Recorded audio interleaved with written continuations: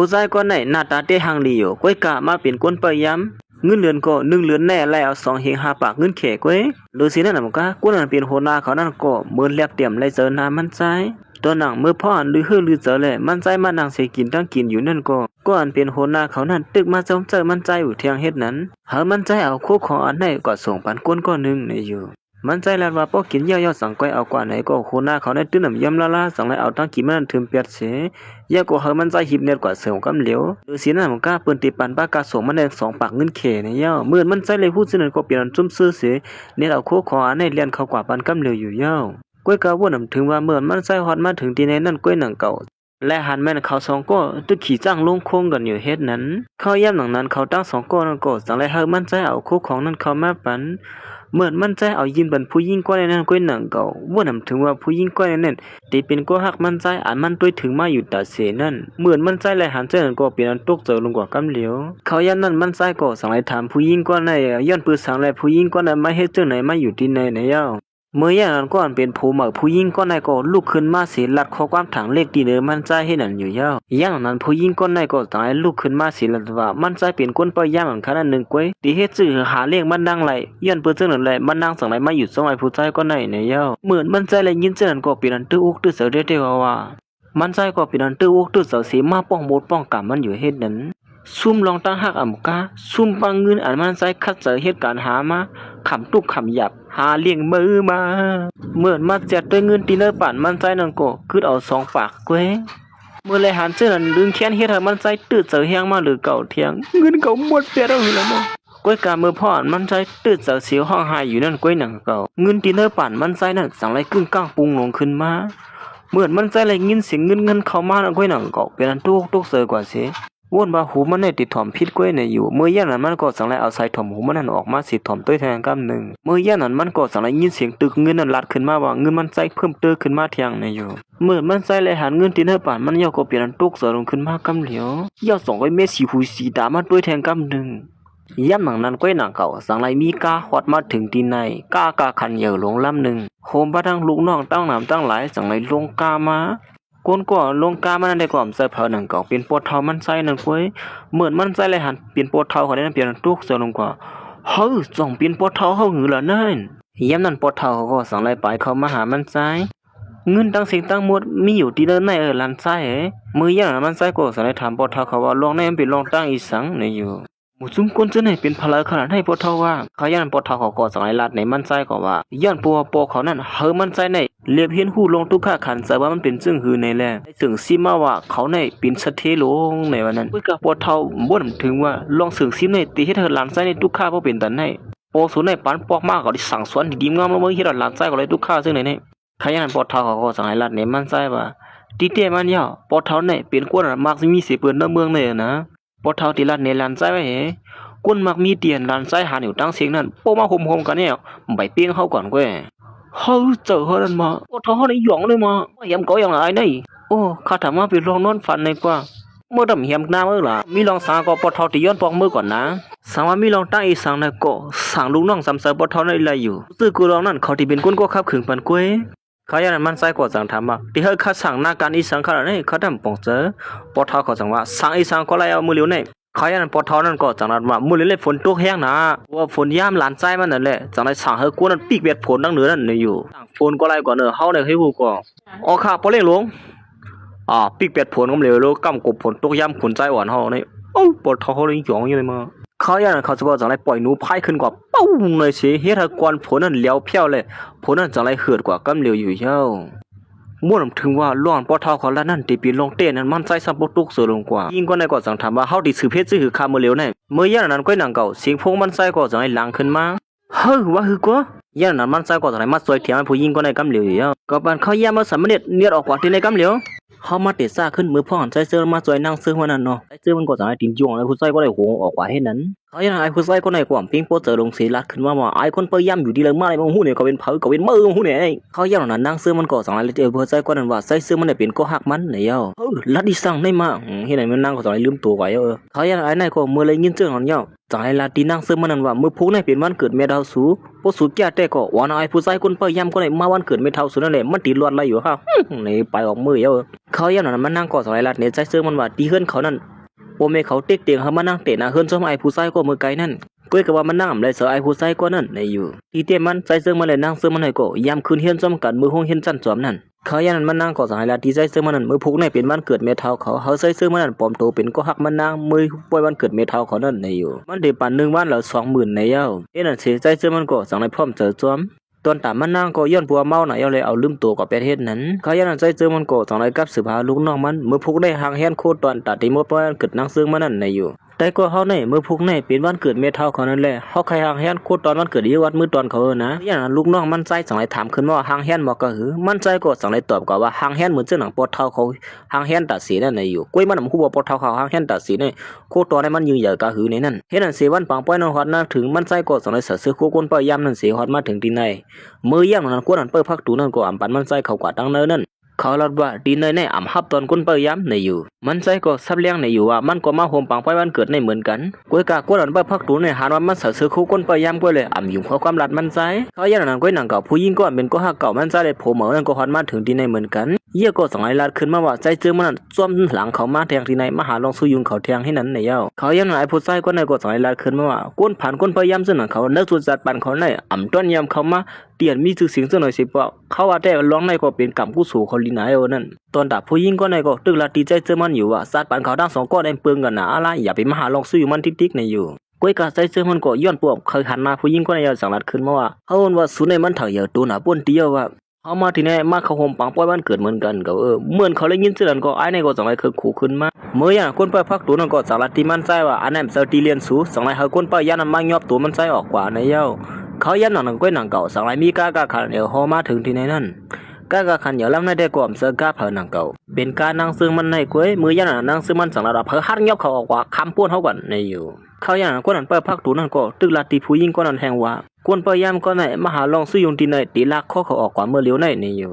เมื่ออย่างนั่งซื้อมันก็สังนัดเนี่ยว่าคนก็ได้มันเป็นก็ผิดหมอกมาเฮ็ดจึงเฮาตีรีบออกกว่าในเย้าเหมือนมุสลิมเขาเลยยินเสียงก็เป็นอันตุกเสือลงกว่าหังเผอหังมันผู้หญิงก่อนเป็นก็เก่าใส่เสื้อมันก็สังนัดขึ้นมาตีคนยิงคนทางดีนั่นว่าเฮาปานฟังสุนาคนก็ในคนปอดกินเปิ้นก้วยเกินนั่นเขาว่าได้อยู่ห่างไกลเขาว่าได้เดลีเยอนะเมื่ออย่างนั่งซื้อมันก็สั่งขึ้นลัดขึ้นมาว่าเฮาติดฮู้ซักกันนั่งเผอจำใจเผอในมันสมัครกับไก่นั่งซื้อเลี้ยงเมื่อก็เลยอีในนี่ว่าเขาอย่างคนเปิ้นพักตูนก็จังเฮ็ดซื่อจังไรเฮยเขานั่นเข้ากว่าดังเลยเฮ็ดนั่นเหี่ยวมันนั่งก็จังไรห้องใจซื้อมันเข้ากว่ามาเลยเฮาเข้ากว่าเพิ่นก็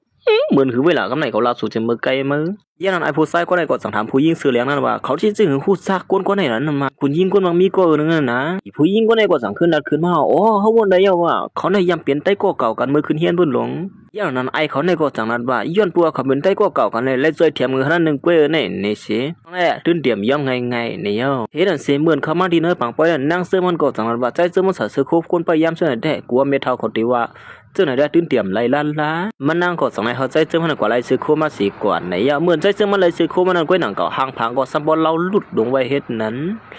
มันหลุดเป็นในจิมเมื่อไกลหลมอกก็เขายันนั่งซึ่งมันไปบ้าแทงว่าพวกคนที่นั่นเฮิรเลยแม่เท่าเขาถามป้อไหนจึงเขาใส่เสื้อมันลัดว่าเขาได้เป็นกวนมักมียิงเหยื่อเสียเปิ้นในอยู่ก้อยมันนั่งหัวใส่เสื้อมันได้เป็นกวนมักมียิงเหยื่อเสียเปิ้นจึงว่านั่นเต้เย้าลองไม่ได้อ่ำดูเฮ็ดอาสังก็มันดื้นเป็นเต้อยู่เย้าเฮ็ดนั่นสิเขาตั้ง2ก็2ในเขามาที่เนอปังปอยนั่นเมื่อฮอดมาถึงที่เนอปังปอยนั่นก็มันนั่งก็2ในมากับสืบในปอเขาเลยไม่เท่าเขานั่นว่าผู้ชายคนไหนเป็นก็ฮักมันนั่งในอยู่มันนั่งในจังเอาใจเจอมันมาเปลี่ยนก็หักปอมมันนั่นแหละจังเลยติปอทอเมทัลเขานั่นว่าได้เป็นก็หักมันในอยู่เมื่อเย็นนั้นเมทัลเขาสังลัดขึ้นมาว่าชื่อเสียงเขาเสน่ห์ห้อมต้นยังยินเสียงพอเขาเป็นลูกชายเผอในอยู่เขายันก่อนเป็นน้องชายมันสังลัดขึ้นมาว่าอย่าไปลาดนะว่าเปียวสั่งเพิ่นมาอันว่านั้นห้อมต้นเยาวหันสูมีก็หักสิปอกสูเป็นกวนมาในเขายันมันนั่งก็จังเลยลัดว่าใส่เสื้อคือใส่เสื้อมันยิงอย่านะหมู่ทุ่มสูเดียมฮู้จักอะไรง่ายๆในอยู่เขายันเมทัลเขาสังลัดขึ้นมาว่าอันนั้นก็เป็นกวนมักมีเสียเปิ้นที่เนอร์กำผ่านว่าฮะเยี่ยงนั้นใจเสื้อมันก็สายลัดขึ้นมาว่าก่อนหมู่ซุ่มสุราถึงอยู่นั่นเป็นปอเท้าเฮาไหนย่าเมื่อเขาเลยยินเสียงก็เปลี่ยนตุกเสะโดนขึ้นมาหางเผอหางมันเยี่ยงนั้นใจเสื้อมันก็สังให้เอาแค่หางเตียนมันใส่ได้ตั้งปอเท้าเขาโปกคือกันนั่นมันเนหมู่ซุ่มเขาน่ะอยู่เย้า เหมือนเมทัลในเลยดังบ่นั่งซื้อมันเลยหันเสื้อนั้นเป็นตุกเสือลงกว่าว่นถึงว่าเขาน่ะเป็นลำไส้ปอเท้าสร้างได้ลงนี่เหมือนเขาหัวไส้เสื้อมันเป็นลูกไส้มหาเสถียรลงในคนเนียดอ่อนกันหับตอนไส้เสื้อมันเคยไส้เสื้อมันนางไว้กำเหลียวในอยู่เมื่อยันนั้นไอ้ผู้ไส้ก่อนไล่จะนั่งเสื้อมันก็สั่งป้องหิวว่าบ่นถึงว่าปอเท้าไอ้แห่เป็นมักมีบ่เป็นดันในมันไส้ก็เป็นอันสลัมเสไปออกกว่าที่ในบังป้อยในอยู่เย้าเหมือนมันไส้สลัมเสมาไปหลุดเดียนยามมันอยู่นั่นก้อยหนังเก่าไอ้ผู้ไส้ก่อนเป็นผมก็หักเก่าไส้เสื้อมันนั่นก็สั่งไล่ไปมาเย้าก็สั่งไล่มาทำไอ้ผู้ไส้ก่อนในประเทศสั่งไล่มาหลุดเลียนยาอยู่ดีในย่ำเข้าดังเนื้อไอ้ในก็สั่งไล่ลัดในว่าเขาที่มีนายสั่งเข้ากว่าไอ้ก่อนเข้ามาเหมือนนั่นเป็นลูกไส้มหาเสถียรลวงในเขาดีเขาหน้าตั้งไอ้ก็เจอลาดก็จะล้ำมือ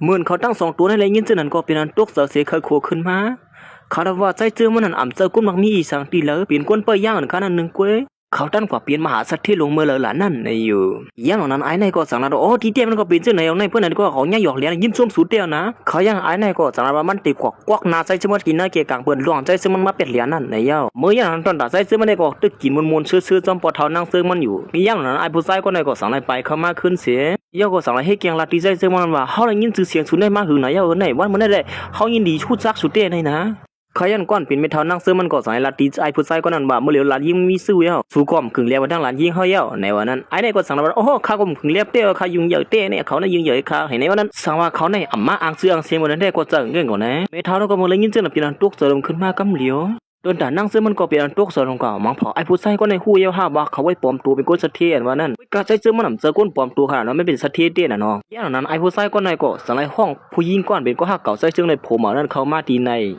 นอย่างนั้นไอ้ในก็สไลมายินตัวเมทัลนั่นว่าอ๋อยินตัวเมทัลเมทัลอยู่ลีกินยาซักไปเตรียมเศร้าเทียนจวนในวันนั้นเขาอย่างมันก็สไลเกียงถามใจซึ่งมันว่าอ๋อสุดต้องห้ามเลยฮะนี่เขาอย่างนั้นย้อนปัวนั่งซึ่งมันถามใจซึ่งมันว่าไอ้ผู้ชายก็ในเปลี่ยนเผอไอ้ผู้ชายก็ในก็สไลลาดีนั่งซึ่งมันนั่นว่าตื่นว่าสุเนี่ยเล็บดีผู้ชายเข้าเตะเนี่ยเนาะเขาในมีลงหมมือกันตั้งนาการลงในเดินนำหนาในมือเลยนะเขาในเป็นคนจูชิงใหญ่ก็งอในประมาณแตกเนื้อนักเบิร์นได้เห็นไหมวันนั้นเขาอย่างนั้นนั่งซึ่งมันสั่งเลยขึ้นมาว่าห้ามเข้าเสือห้ามใครคู่ว่าเพื่อนสูไหวกว่านั้นแล้วพักตูมีอะไรพูดวันนั้นเขาอย่างนั้นก็สมัยรัดขึ้นว่าเมื่อวานนั้นใส่ซึ่งมันตึกเปลี่ยนยามเปิดพักตู่อยู่ให้ช่างไรมันมันได้สมัครเป็นคนสัตย์ที่ลียองยอดเดียวว่าอีสังลงหลังในเป็นจึงไหนนั่นไหนเย้าเหมือนปนนั่งซึ่งมันเลยยินซึ่งนั้นก็เปลี่ยนตุกเสือลงกว่ากำหนึ่งอีสังก็เขาไม่ได้เป็นคนเปิดพักตู่เนี่ยมันจะฮิโฮลาลิวาก็ฮิโฮเขาในเป็นลานไส้มหาสัตย์ที่ลงดีกว่าเปิดพักตู่มันหือดีกว่าเป็นไรมันใส่ไล่เลยเขาอย่างไอ้ในก่อนเนี่ยลาดลงขึ้นมากำเหลียวเมื่อคำว่าเนี่ยมันทบผ่านใจเชิงมันเมื่อคำว่าใจเชิงมันตึกซื้อคู่คนพยายามอยู่ในเย้าเหมือนเมทัลนั่งซึ่งมันเลยยินซึ่งนั้นก็มีลองถังเถิมที่หนูใจเชิงมันขึ้นมาเลยจากไรเสียดถามนั้นยิ่งมันแทงกำหนึ่งเฮ็ดนั้นก้อยกาตอนด่าใจเชิงมันกว่ามันเขี้ยวดังเก่าสายลาเตียผู้ชายก็ในขึ้นมาเมื่อเป็นเผอในเมื่อห้ามมาลัดขบความซึ่งในตีเก่าใ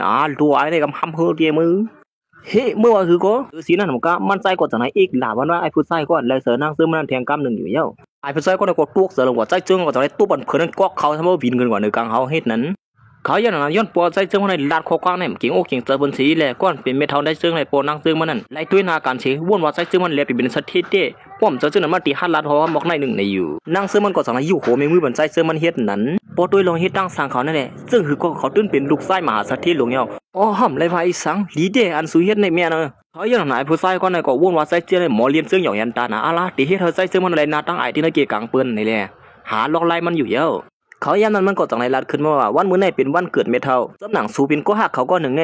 เฮ็ดจึงหึงก็สูหางเฮียนมาอยู่กว่าโคตรตัวนั้นคือเข้มอันไว้นั่นน่ะไอ้ผู้ชายก็ในตั้งใจเฮาใจซึ่งมันในนาตั้งไอ้ที่ในเกี่ยกลางปืนเนี่ยสังรัดขึ้นมาว่าเฮาใจซึ่งมันเอาโคตรตอนมาปั่นเมทัลนั่งซึ่งมันนั่นในอยู่เยี่ยก็หนังคือปืนตีถังเหยื่อมันนั่นสังไรเอาโคตรตอนแต่มาตอนเมทัลนั่งซึ่งมันมาปั่นกำเหลวในอยู่เมื่ออย่างนั้นก่อนเป็นลูกน้องมันก็สังไรเอามาโคตรตอนสั่ง4 ตนถึงมาปั่นเมทัลนั่งซึ่งมันนั่นเหมือนคนที่ในบางป้อยเลยหันซึ่งนั้นก็เป็นอันยองยอดเดียวว่าแต่มันใจก็สังไรลูกขึ้นมาเสียว่าเฮาได้มีสาเหตุก็คือมีหมอกในเกี่ยวในอยู่ได้เป็นโคตรตอนขายุยองมาปั่นเมทัลค่ะในห้องยินจมเดียวนะสุมาตอนซึ่งไหนเนี่ยเขาอย่างนั้นมันก็สองนายถามถึงโคตรใจเสื้อมาอันที่มาตอนนั้นมืออย่างนั้นนั่งเสื้อมันก็สองนายออกมาสายคออันหนึ่งเสียลัดขึ้นมาว่ามันเลยตั้งใจเสื้อมันโฮมกันซื้อมาหลุดด้านบนเมทัลเขานั่นในอยู่มืออย่างนั้นตอนตัดเมทัลนั่งเสื้อมันได้ก็เป็นอะไรเจอโคของตอนนั้นในที่ว่าหนังเก่าเมื่อการเสื้อหือก็ยาวไอผู้ชายก็ในก็ตึกเขาถามถึงโคตรที่ใจเสื้อมันอยู่ให้นั่นติ๊กแล้วว่าโคตรนั้นได้โฮมกันมาเลยล็อกในสูดเสียกเพกันเขานะโคตรสูก็โคตรสูก็ต้นตาเขาก็ที่ได้เป็นต้นตาเขาก็ในยาวเขาอย่างเมทัลนั่นก็จะในถามที่ใจเสื้อมันว่าโคตรที่มาตอนมันนั่นเหมือนเสื้อหนังเขาว่านั่นสองมันมีเตะในเย้า เขาอย่างนั้นก้อยหนังเก่าลูกน้องใจเจอมันก็สั่งไล่ลัดมาว่าโคตรนั้นมาถึงเย้าในอยู่เพราะว่าฮอดมาถึงก็เอาเขามาตั้งเนินในเย้าละมือย่ำนั้นเขาก็สั่งไล่เอาโคตรนั้นเขามาตั้งเนินเอาผ้าสีแดงสีห่มไม่ซึ่งในเส้นถือที่เฮ็ดให้กูดีได้ปังป้อยในเสือดืนเตียนเนี่ยใครหันซ้อมได้ว่ามันเป็นอีสังในนั้นตอนตายผู้ชายก็ในก็สั่งไล่ลัดคือเรียนใจเจอมันแทงโอ้โหสุนัยยิงเหยาเตะน้อยเฮ็ดให้มันถึงสีวิสังปืดมากกว่าเย้านั้นมันเป็นอย่างก็เป็นไข่หันนี่ยันนั้นใจเจอมันก็จะมาป้อสู่ไข่หันก็ตุ้ยที่ไหนแหละเมื่อยันนั้นก็เป็นสังสีคำลงขึ้นมากำเหลียวถึงที่เฮ็ดก้นที่เนอปังป้อยเขาได้สัมปตุกเสือลงกว่าเฮ็ดนั้นเขายันตอนตานั่งซื้อมันแต่วนว่าใจเจอมันเอาคู่ของตอนปลอมสีมาปั่นเมทัลของในเลยเป็นนันขี้เสือว่าอยู่กัวเปิ้นเงียบไหลในเย้าเมื่อนำหัวคู่ของตอนนั้นเป็นพวกของอ่านเต้มันกุ้ยยันนั้นไอ้ผู้ชายคนในก็สั่งลาขึ้นมาว่าเฮาว่าได้คู่ของในมันตื่นเป็นอันปลอมมันกุ้ยนี่อยู่เขาก็สั่งไล่เฮาทัดสร้างตัวปัวเคยฮู้มันเป็นอันเต้มันได้จะเลยทัดสร้างตัวได้ทีเดียวนะนี่อยู่กุ้ยก็ลองในตอนตัดใจจะมันหือดีกว่ากุ้ยสั่งไล่เฮาเปิ้นมาทัดสร้างตัวกำเหลียวอยู่เย้าเอาละว่าปัวมันเป็นคำเต้ปัวในซึ่งเผาก็มันเตรียมไว้ไอ้ผู้ชายคนในก็สั่งไล่สั่งเฮากวนเอาไผ่มาเผาที่สั่งสีคำใจจึงมันอยู่เย้าเมื่อยันนั้นเขาเผาวันนั้นแหละซ้ำปัวยาวกว่าเป็นไรลูกเยอะก็สั่งสีคำนั้นตื้นมีอย่างแรงไรสีอีดตอนได้ผู้ชายคนไหนก็อำเขายุ่มสีได้จากนั้นมาหิมะเสมาเผาตัวอยู่เย้าไว้กับเหมือนเผาซึ่งหือก็มันตื้นไม่ลานล้าย้อนเปลือกเป็นคำเตะขนาดไหนเฮ้ยมันเป็นก่อนไรจึงหือในมาได้เจอมันก็สั่งไล่ลาตีมุซุ่มเขาว่าเมื่อเรียกเผาก็เผาเย้ามันเป็นอันเตะมันไหนก็สู้ก็หู้ยังหัวละกำในไว้กับตอนตาไอ้มุซุ่มเขาเจอในเตะก็หือดีกว่าย่อมเข่งไงจังลาว่าซึ่งหือก็มันตื้นเตรียมเจอเลยทัดสร้างแทงเมียวหนึ่งป้อให้มันเตะโตเตะในอยู่อย่างนั้นไอ้ผู้ชายคนไหนก็สั่งลาว่าเมื่อไรเมื่อกูก็ถังเถิมเลยห้าวควาดมาทุบด้วยเพราะว่ามันเซอร์บินคำเต้เพราะว่าไหนซึ่งมันติอ้วนยุ่มเหมือนเจ้านมสาวนั่นอีดเพราะว่ามันเป็นเรื่องอะไรเป็นหมายหินเพราะว่าไหนซึ่งมันติแตกกว่ากำเหลวก็เยอะวิกาตนตาใจเจ้ามันได้หือดีกว่ากูอีสังใครทัดสังซื้อก็มันใจย่ำกว่าไงเช่นนั้นก้อยเมื่อหมู่ซุ่มยุ่มก็เขาได้ปันตื้อตั้งสูขับขึงการเหี่ยวละเขายันเขาเส้นไหนก็เอาข้อนั้นมาทุบก็ตื้นนำเป็นสังล้านละเมื่อย่างนั้นด้วยเหมือนว่าปนนั่งซึ่งมันเลยเมทัลนั่งซึ่งมันได้ก็ยุ่มยามบาคู่ของในเป็นอันเตะใจเจ้ามันเลยเป็นกุนบางมีเตะก้อยในอยู่ก็นั่นคำว่าโฮมปังป้อยซึ่งนั่นก็สอนการลาดขึ้นมั่วด้วยเหมือนว่าเขาว่าได้ยังเรียกเป็นอันเตะแห่งเกียร์เนี่ยตอนแต่นั่งซึ่งมันกลัวว่าเป็นอันลมเสลงกว่าย้อนเปลือกมันนำหัวคู่ของในก็เป็นอันเตะมันก้อยมันนั่งถังว่าเป็นอันปอมมือเจ้าหน้าไอ้ผู้ซุ่มเขาเจ้าในรัดนั่นก้อยก็จึงหือก็ย่อไอ้ในก็ตึงไข่คัดแข็งคัดขาใจเจ้ามันอยู่สมาทัดสามแหลมในชีต้าในก็มันเริ่มอยู่มาใจเจ้ามันเป็นกุนบางมีให้นั่นดิกเกี่ยวย่อนั้นสองไอ้หมับเนี่ยใจเจ้ามันว่าเรียกที่เบียนใจเจ้ามันกว่าลากมากก้อยเนี่ยย่อเขาอย่างนั้นเมทัลนั่งซึ่งมันก็สอนให้ถามใจเจ้ามันว่า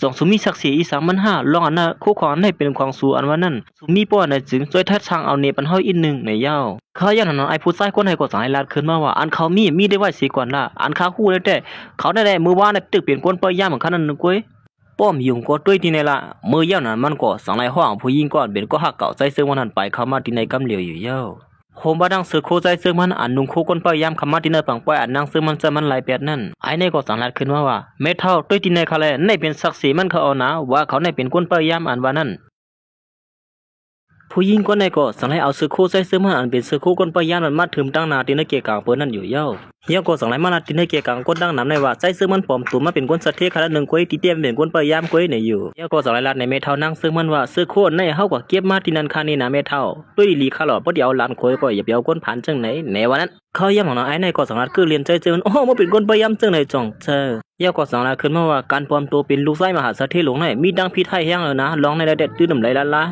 ยเขายังเมทัลนั่งเสื้อมันก็สั่งให้ขึ้นมาว่าเขาก็เป็นคนมีชื่อเสียงคนหนึ่งป้อใจเสื้อมันเฮ็ดให้ชื่อเสียงเขาเลยลู่ซุ่มป้อในจึงเตรียมยอมละในเย้าเขาอย่างนั้นตอนตานั่งเสื้อมันก็มาจากตอนตาใจเสื้อมันเลยสั่งให้ละขึ้นว่าตั้งสิ่งตั้งหมดเนี่ยเป็นย้อนเพื่อมันนั่งสั่งใจเสื้อมันก้อยในอยู่อย่าไปเอาตั้งพิธีเนื้อเขาเป็นย้อนเพื่อเขาเฮ็ดจำคำสั่งคาก้อยในเย้านั่งเสื้อมันก็นั่งหือที่ใจแถมใจซึ่งมันนั่นสั่งลัดขึ้นมาว่าเหมือนเม็ดเท่าเขาลัดว่ามันนั่งควบกูตั้งไอ้ผู้ชายก็ในนั้นป้อมเอาตั้งพิธีเนื้อใจเสื้อมันป้อได้ถึงมันติยอมเฮ็ดจำก็ไรอยู่ในเย้าอย่างนั้นหมู่ซุ่มไอ้เขาเสื้อให้ก็เป็นอันปิ้งป้อหันเจอขึ้นมาที่ว่าอยู่เย้าอย่างนั้นไอ้ในก็สั่งไล่ไปคำมหานางเสื้อมันเสียลัดขึ้นมาว่าคำขึ้นในป้อสู้กว่าด้วยถึงเฮาลีป้อในถึงมังเผาลองในเฮาเขาเตรียมเอาตั้งพิษก็เป็นไรนะในอยู่ก้อยกะเข้าย่ำนั้นตอนตาใจเสื้อมันหือดีกว่ายอมสั่งไล่หักวันครอบแขนไอ้ผู้ชายคนใดกำเหลียวอยู่เย้า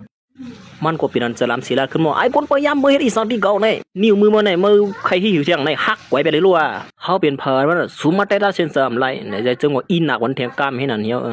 อย่างนั้นไอ้ในก็สั่งนัดว่าเมื่อเป็นตัวปลอมขนาดหนึ่งกว่าเมื่อว่าเมื่อเป็นโปรเล่งลงตัวเตะในข้างในเมื่อไปมาเฮ็ดเทียงอาสังที่ในเอาว่าในอยู่ตอนได้ในก็สั่งนัดขึ้นมาว่ามีศักดิ์ศรีอีสังพอดีกว่าอยู่เมื่อในอยู่เขาอย่างนั้นใจเสื้อมันก็สั่งนัดขึ้นมาหมู่ซุ่มสู่เขาเลยศักดิ์ศรีมันจ่องเจอเขาดีครับขึงการมันสู่ก้อย เขายันมันใจก็สองในกับสืบหาลูกน้องมันบันเขาย้ำสามเณรก้อยป้อมฮอดมาถึงที่ไหนได้ไล่ล่าในอยู่เหมือนผู้หญิงก็ในเลยยินเช่นนั้นก็สองในเคยขู่สิเกอเรียนมันใจแล้วว่ามันใจในโมเฮ็ดอาสังนาอาลาในอยู่เขาถางแทบมันในตุ้ยเสื่องนำหนักป้นเตรียมคือถางว่ามันตีเหมือนเสื่องตีเนื้อเสื่องในโยมมาอันในคนเนื้อเสื่องอีกเหรอเนี่ยตีว่านัวตัวเจ้าก่อนในเป็นลูกไส้มหาเสถียรหลวงความเจอนี้ตอนด่าในก็สองว่าปันเขาย้ำสู่เวียน30เมตรก็เพลเตรียมมาจอยเทียมสู่ตอนด่าผู้ชายก่อนใจซึ่งมันหักแขนมันในก็เป็นอันสลามในเย้าสองในเฮกูนั้นมันยอกตัวใจซึ่งมันมือเลียวในอยู่เมื่อหมู่ซุ่มเขาเตือนแต่ยอบใจเสื่องมันอยู่นั่นก้อยหน่าเก่าลูกน้องสามเสือใจเสื่องมันก็สองในเมียนมาลงเขามาพลคัดขับคืนบริเวณลงเขาในย่องน่ะมันนางก็สองในเขามาดินเนอร์ปังป้อยในกำเหลียวเฮ็ดนั้นตอนด่าไอหมู่ซุ่มเขาเส้นในก็มือเลยหันเส้นนั้นเป็นอันตกเสือลงกว่ากำเหลียวยิ่งก็ในก็มากกลมหูหล่อใจเสื่องมันเหมือนหนังหันอยู่ในเย้าไอ้ก่อนจำหา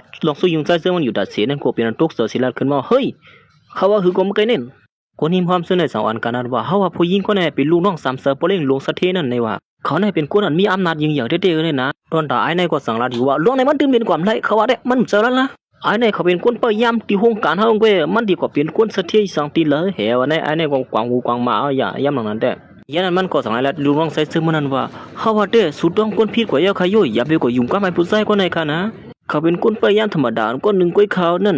เจอเยาค่ะเขาว่าได้สุดเล็บดีถังผิดก้อยเขาลองในเตี้ยเมื่ออย่างนั้นผู้หญิงคนนั้นก็สั่งในปลายเข้ามาที่ผ่ามือข้ามันแก้วไอ้ผู้ชายก็ได้ใช้พวกปีนตาหายลงไว้นั่น2-3ตัวไปเยอะเมื่อไก่ตึงยาจะเจอห้ามก้อยมันยากินเที่ยงเยอะนะหมูซุ่มสุฮัดมอก็คือเลยถึงตีมาคับขึงก็นั่งปอเล่งลูกก่อนเป็นลูกไส้สามเสือปอเล่งอย่าเขาเจ้าไหนเนี่ยเห็นในวันนั้น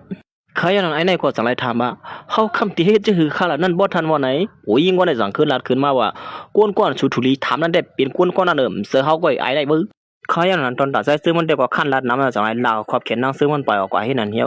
เมทัลนั่งซึ่งมันก็สมว่าก้อยขี้ลิงอย่างหือล่ะในเฮามันฮีซื่อกว่าเป็นไรล่ะในเฮาตุลีไรหลานใจเป็นสัตว์เที่ยวเป็นกวนพันขึ้นไงก้อยขี้ลิงอ่ะก้อยขี้กวนนำจะขี้ลิงอ่ะไม่ได้ไอ้เนี่ยก็สังนาทีไอ้ผู้ชายเปลี่ยนหลายในว่าไอ้เนี่ยเมื่อฮีคือล่ะกำไรเมื่อหาน้องหือล่ะกำไรเมื่อเฮ็ดเขาในเลนหน้าตั้งไอ้พวกนี้พวกนึกก็ขามือเดียวนี่มือก็เขาอย่างนั้นก้อยหนังก็ไอ้ได้ก็สังไรหับพงขึ้นมาเสียเมื่อไรหับพงซื้อได้กว่าหูสังไรละติเมทัลนั่งซึ่งมันว่าเฮาว่าได้หมูซุ่มเฮาย่าหยอกแลนขี้เนาะในไอ้ผู้ชายคนนั้นมันจะลูกไส้มหาเศรษฐีสังเขาสร้างก้นมาสิมาเปลี่ยนเหรียญเอาไว้ในเลี้ยวในลูกไส้มหาเศรษฐีหลวงอันวานได้ก็ทบหาแนวเต้นก็เขาตีสะเทศปังป้อยอยู่นะเมื่อเลี้ยวในไอ้ผู้ชายคนนั้นเปิ้นเลี้ยงรู้มันไว้ให้นั่นกี้เขานั่นมันเสิร์นเต้งเขาหรอมันมาอ่างเสียงเปิ้นให้นั่นกี้เขาเห็นในว่านั้นเขาอย่างนั้นใจเจอมันก็สังในลัดตีนั่งซื้อมันว่าเฮาเตรียมสึงซิมยังเมื่อเลี้ยวในเฮาที่ลัดในลองเต้งเหี่ยว่าเฮาเป็นเพิ่นว่านั่นนะเขาอย่างนั้นมันใจก็สังในรัฐในนั่งซึ่งมันว่ามันในเป็นลูกไส้ก็เหลียวมหาเสถียรหลวงกวนในกำผาเนี่ยมีมันไส้ก็เหลียวก็ออกอันมักมีสิเปิ้นนั่นในอยู่เว้ยก็เขาอย่างนั้นนั่งซึ่งมันก็หาว่ามันใจในแล้วเป็นคนลาดเรียนก็อย่างเลยอำยุมสิเฮ็ดเฮาว่าเต็มตันเจออยู่ย้อนปัวนั่งซึ่งมันอำยุมเลยมันใจก็สังในรัฐขึ้นมาว่าโอ้ดีเตมันยาวเฮาเนี่ยเสือคนเสถียรอีสังถูกเบิ่นวนว่าเฮาเนี่ยเป็นลูกไส้มหาเสถียรหลวงในเนี่ยเห็นในวันนั้นย้อนปัวนั่งซึ่งมันอำยุมเลยมันใจก็สังไรเปลี่ยนเรียนก็ว่าย้อนปัวโปเต้เขานั้นหันว่ามันใจเนี่ยเป็นคนดีคนนึงเลยสังไรวนว่ามันใจเนี่ยเป็นลูกไส้เต้คนนึงเห็นนั่นเกในวันนั้นอ๋อดีเตมันก็เป็นจังไหนนั่นเนาะป้อไหนเห็นนั่นเสนั่งเสือมันก็สังไรไปออกกว่าอยู่ยาวใครนั่นลูกนอก3เสือมันใจก็สังไรไปเข้ามาสิถามว่าเที่ยง3วันในกุมนี้เขาก็เหลียวเพี้ยวปเลี้ยงหลวงเขาติดปืนว่าปเลี้ยงหลวงเขาเป็นตัวเต้อยู่ในค่าที่นั่นเขายันมันใจก็สังนั้นว่าตัวเต้มันใจในซึ่งคือคนลาดออกกว่าก็มีพอยืมสิตาซึ่งชิมไว้สิก่อนเมื่อเลี้ยวได้ในเย้าเมื่อเลี้ยวป้อมมีสังก็สู้กว่าเหตุการณ์สุดแล้วเขาก็ที่มือเย้าในป้อนั้นก็เขายันนั้นตอนตานั่งซึ่งมันก็เมทัลสังไรกับสืบมหามันนางว่าใจซึ่งมันตีเต้มันเย้าอำเสลูกไส้มหาเสถียรหลวงอีสังในเยอะมันใจมาเปลี่ยนเหรียญขนาดนึงก้อยในเย้าเว้ยก็ใจซึ่งมันเป็นตัวเต้หือตัวปอมหืออันวันนั้นนั่งซึ่งมันหือดีกว่าเขาเสือตอนตามันนั่งได้ก็ตึกกับสืบหาใจซึ่งมันเหมือนกับอยู่ก้อยเขายันนั้นมันนั่งทางไปผิดหมอกใส่ซึ่งมันมาเข้าโฮมปล่อยกินเกี่ยวมันนั่งเพราะมันเกิดมันนั่งที่ฮอดมาถึงนั่นในอยู่ที่เหลือเฮาที่เน็ตกว่ากำเหลียวนี่นั่งซึ่งมันก็สังหารว่าสุมาแล้วปานนั้นก็แทง2-3บ้านได้เว้ยบ่ซึ่งนั้นก็เฮาปะทบกันตีนนั้นกำเหลียวตอนตานั่งซึ่งมันได้เป็นอันสวมซื้อเตะหลอนใส่ซึ่งมันมาเฮ็ดดีต่อมันนั่งเพราะเป็นด้านนั้นบ้านนั้นเฮ็ดอันสิ30วันกว่าป่นกว่าแปดเฮ็ดนั้นวันปันเกิดนั่งซึ่งมันก็สังไรฮอดมาถึงเมื่อย่างนั้นเขาก็สังไรมากินเกี่ยวกันอยู่เฮ็ดนั้นเมื่อเขาตึกกินเกี่ยวกันอยู่นั่นก็นั่งซึ่งมันก็สังไรอาทิตย์ได้ก็มันว่าหมู่ซุ่มเฮากูก็ปะก่อนเลยนะแขกลองอย่าเฮาก็ไปมาเมื่อเร็วนี้เขาติมาฮอดถึงในอยู่เว้ยก็เขาอย่างนั้นใส่เสื้อมันได้ก็ไปฮอดมาถึงขา2ตัวผู้มีได้มาอ่อนตั้งใส่เสื้อเหี่ยวไอ้นี่ก็สังลาดลงขึ้นมากำเหลียวเฮาไปไขฮู้เฮ้กวนมักมีดินเขาละถึงเขามักมีบ่กระเหือมานั่นน่ะอย่าไปลาดนะว่าเป็นกวนพยายามอันว่านั่นน่ะเขาอย่างนั้นนั่งเสื้อมันก็สังให้ถามขา2ตัวนั้นมาสุมาให้สังตีในล่ะนั่น ไอ้นี่ก็สั่งลัดคือว่าโอ้ว่าเฮาเลยยินว่ามันบ่ได้เป็นบ้านเกิดสุนั่นแหละเฮาก็เข้ามาคมกินเกี่ยวซ้ำหนังก็นะงี้ดิจ้อมๆสุนั่นยิงนะเขาย่ำหนังนั้นก้วยหนังเก่าใส่เสื้อมันก็สั่งเลยฮอดมาถึงสิถามว่าเป็นพลาเฮ็ดหาเสื้อของวันเกิดอำเป็นโปสเตอร์ซื่อแน่ไอ้เขาส่งตัวนี่ก็เนียดไหวหน้ามาหาใส่เจืองกำเหลียวเหี่ยวตอนตานั่งซื้อมันได้ก็เป็นอันจุ่มเสื้อเสกว่าฮับตอนใส่เสื้อมันกำเหลียวอยู่เหี่ยวมันใจก็สั่งเลยมากับ10ตัวต่อได้ก็นั่งซื้อมันเจอนั่นก้วยกาด้วยหมื่นบาทหมู่จุ่มเขาเสนอหันว่ามันใส่เสื้อคู่คนไปยามก้วยนี่แหละเหมือนเฮ็ดน้ำปิ้งโปสเตอร์ไว้กำเหลียวอย่างนั้นใส่เสื้อมันเลยหันมาเขาส่งตัวก็สั่งว่าเฮ้ยอีแล้วว่าสูมานางที่ไหนก่อนได้นะนางซื้อก็สั่งเลยห้องใส่เสื้อก่อนนางที่นั่นเหี่ยวผู้หญิงก็ในก็สั่งละดีใจเสื้อมันสุดได้เหมือนปีนี้เลียเฮากว่าที่เลยก็ตึกกว่าจอมกวนเฮาที่คิดเนาะกวนนี่สั่งแก๊กเขายันใจเจอมันจังว่าเฮาได้สูกินยาพิษกวักเยอะมาเพราะเลยว่าเฮามาจ้วมไผหลังสูเปิ้นผิดบอกเขามาได้สูเนี่ยเปิ้นไปผิดบอกสูมาอย่างไงอย่างนั้นไอ้นี่ก็สังนัดขึ้นมาว่าสุติละจึงเนี่ยไรนะทีนี้เนี่ยเปลี่ยนเฮาด้วยถือเนี่ยนะเปียเฮาก็ด้วยถือปันเฮามาที่ได้จึงเหือไอ้นี่สูก็เป็นตัวเตี้ยนต่างบนขนาดนึงก้อยอย่าไปมาอุบผูเนี่ยเพราะว่าบนทุบหันลูกซ้ายบนได้เมื่อได้กวางเลยว่ามูมือนั่นตอนตาหมูซุ่มเขาเสื้อในก็เฮ็ดนาถังเลขที่1ใส่เสื้อมันนั้นห่างเฝอห่างมันอยู่เหี่ยวเขายันนั่งซื้อมันก็จังนัดว่าเฮาละเนี่ยสุยนะเพราะสุรัดโคกำจังได๋ได้เฮาเลยลืมสูออกมือเดียวเนี่ยเขาอย่างนั้นไอ้นี่ก็ใครกล้าขึ้นมาอย่างนั้นได้ก็พวกเสนอห้ามลัดก็แล้วเอาเรามารู้หมดแล้วเนี่ยเรากอาคารคือเข้มหนังฮือที่เป็นการย้ำตั้งพี่นั่นเฮาเดียวเราในมาสิมักกินเฮฮะพวกเมาคิดกวนไว้รู้ว่าเพราะว่าแต่มื้อเลยสุดิพังตัวนะมันก็สังลัดว่าใส่ซื้อมันนั้นเสื้อเงินตีใช้สิคือยิงใหญ่เขานั้นนำหน้าอาได้ถูริพังตัววันนึงมาปุ๊บเปิ้นยอบไรได้เงี้ยนจวนนั้นได้อยู่สังว่าร้องได้ฮอดกว่าถึงที่หูโปเล่งเหยื่อหลงนั่นได้แต่เมื่อแต่เขาหาที่ว่าซัมป้อมมีอีได้ไว้เขาอย่างนั้นใส่ซื้อมันก็สังลัดขึ้นมาว่าพอเฮาลัดในปอสูว่าสูมาอุบว่าเฮาภายนอกในมัดถังเลขเฮาซึ่งไหนเนี่ยสุดิญญากินซึ่งเหือนว่านั้นเฮ้สุยไปเมื่อเราเขากำสั่นเตรียมซึ่งไหนไอ้ได้มั้ยเนื้อปังปอยวันเกิดนั่งซื้อมันอันเปียงกินเกี่ยวกันนั้นว่านั้นก็เขาได้ก็ทิ้งกันกว่าทิ้งกันมาถังเลขที่ใส่ซื้อมันนี่น่ะนั่งซื้อมันใครโพสเตอร์หน่อยอย่างนั้นได้บ่อันนี้ก็สังเฮ็ดจังว่าเมื่อไกเฮาบ่ล่ะเรียกว่าแล้วถึงไหนสุนี่ก็เอ๊ะล่ะกำเจ้าของปังปอยสลามีเอานั่นไอ้นี่ก็วนว่าใส่เสื้อมันนั่นเป็นตัวปลอมก้อยนี่แหละสังลาตีใส่เสื้อมันนั่นเพราะว่าปอดเท่านั้นฮู้ว่าใส่เสื้อมันมาเฮ็ดจังไหนแต่ก้อยขี้ลิงบ่เราในอยู่ก้อยก็ลองได้ใส่เสื้อมันได้คือดีกว่ากูอีสังตอนตายนี่ก็สามมีเงินสิเฮาผู้หญิงก็ได้เทียมเรากะขันเยอะนั่นปันเปิ้นกำเหลียวอยู่เย้าหรือสินั่นน่ะก็สังไรลักษป้ายาที่เนื้อกอกเราดันเทียงก้อยกาใจเจอมันแลหันเมนลองเฮ็ดสังไอ้ผู้ใจก็ได้แหละมันใจก็ฟังตัวตัวเมียนอยู่เย้าเมื่ออย่างนั้นไอ้เป็นไรลงก็ในก็สังไรยิบกอกเราในสิมาปั่นนังซึ่งมันลาดว่าเป็นการย่อมตั้งพิษหลอนมาลาดขอความซึ่งนั่นในอยู่เมื่ออย่างนั้นเมื่อนั่งซึ่งมันอ่างติยิบเอานั่งก้อยหนังเก่าใจซึ่งมันก็สังไรหามซีนั่งซึ่งมันไว้อันนี้ได้ตื่นกินน้ำไหลละเขายังไงผู้ชายคนในก็สั่งอะไรที่ใจซึ่งมันว่ากวกเราในเฮายินมาปั่นคุณยิ่งก้นหางลีเหิมเจอเมื่อก็ไอ้ในเมื่อมาหามซีอย่างเที่ยงในห้ามเป็นหางใหญ่เขาใครห้ามซีก็ห้ามซีเขายังนั่นไหนก็เพียงบ่เสือขึ้นมากับเหลียวสีลัดขึ้นมาว่าอย่าไปว่นว่ากูมันดีอย่าลงนั่นอยู่ภายหลังสุดเฮสั่งกูซื้อกูลองไล่ในกว่าสองสู้หือดีแน่ๆเป็นหมูซุ่มเฮาด้วยถึงพี่ไอ้เฮาก็ด้วยถือในหมู่ฮู้นี่ก็ได้แน่อ้ายมึงกูการลองในใจเจอมันหือดีกว่ากูอีสังเมื่ออย่างนั้นผู้หญิงก็ในก็สั่งยิบเอาเตาเราในผัดกว่าบันใจเจอมันนั่นก้อยกากำลีแล้วใจเจอมันเงื่อนแบบนั้นคือเขาย้ำกวกเรานั่นเหลียวเพี้ยวไปที่นั่นอยู่เย้าฮือมื้อฮือนั่นมาเขาย้ำนั่นก้อยนางเก่าปลุงก็ได้ก็สอนเรียนเขามาว่าพระมหาลงสู้อยู่ที่ไหนเนี่ยคิงในได้ก็มันจะพานังเก่าเปลี่ยนปีไอผู้ชายก็ในก้อยนางเก่าไอ้ในก็มาเลยหันปีไอเขามาเนี่ยเรียนของเขามาหาปีไอก็เหลียวโอ้ยปีไอเขามาให้ปีไอตอนด่าผู้หญิงก็ในก็ไปเนี่ยว่าใจเจอมันสังว่าใจเจอมันเงื่อนเมย์เป็นเลยจึงมันเตรียมทัดผาเลยเตียกแล้วเปียที่นั่นหลายๆในเย้าอีเดียวจังว่านั้นมาจอมมาฮู้นี่ปีไอเฮานี่เป็นพระมรดกความเสื่อในหลังในมือผู้หญิงก็ในก็เนี่ยยอมตั้งพิธีปีไอผู้ชายเป็นหลายกำเหลียวอยู่เย้าไอ้ในก็จังนั้นมาเฮ้พอเฮาปานมาอยู่ฉากกินเปียวแน่เมื่อเชื่อไหนเย้าแน่เนาะเฮียมึงมาหาลองซื้ออยู่ที่ในห้องเศร้าจังไหนแน่อย่าไปลัดนะมึงมาอ้างซื้ออ้างเสียงเอาสิมาหากินเกี่ยวจังไหนอันว่านั้นก็มันได้ก็ห้ำเมื่อเตเนี่ยไอ้นี่ก็สังนาทีปีไอเขาว่าล่วงวันเมื่อนั้นเป็นลองถังพิษกันครั้งนึงเว้ยนี่เมื่ออย่างนั้นปีไอเขาก็สังได้ผ่ามือข้ามันเกียมให้นั่นเฮียมือก็สมมาฮู้เนี่ยวันมื้อนี้พอเฮากลับสืบมาหาเขาเนี่ยวันมื้อนี้ที่มีคนลองอยากมากินโจที่ไหนเนี่ยมึงมาหาลองสู้อยู่ในจื้อหือแน่ๆมึงอยากกินแล้วนะไอ้นี่ก็เหมือนมันเลยฮู้เท่านั้นเนาะจากนั้นที่ปีไอเขานั้นว่าอย่าไปเอาลองในกว่ารัดในปอเขาละมันเดียวตื้นล่างมันมีอยู่กำพองนั่นปันปีไอเขากำพองก้อยเนี่ยเฮาเหมือนปีไอเขาเลยยินซื่อนั่นก็ไอ้นี่ก็ซุ่มเงินกว่าอะไรเฮา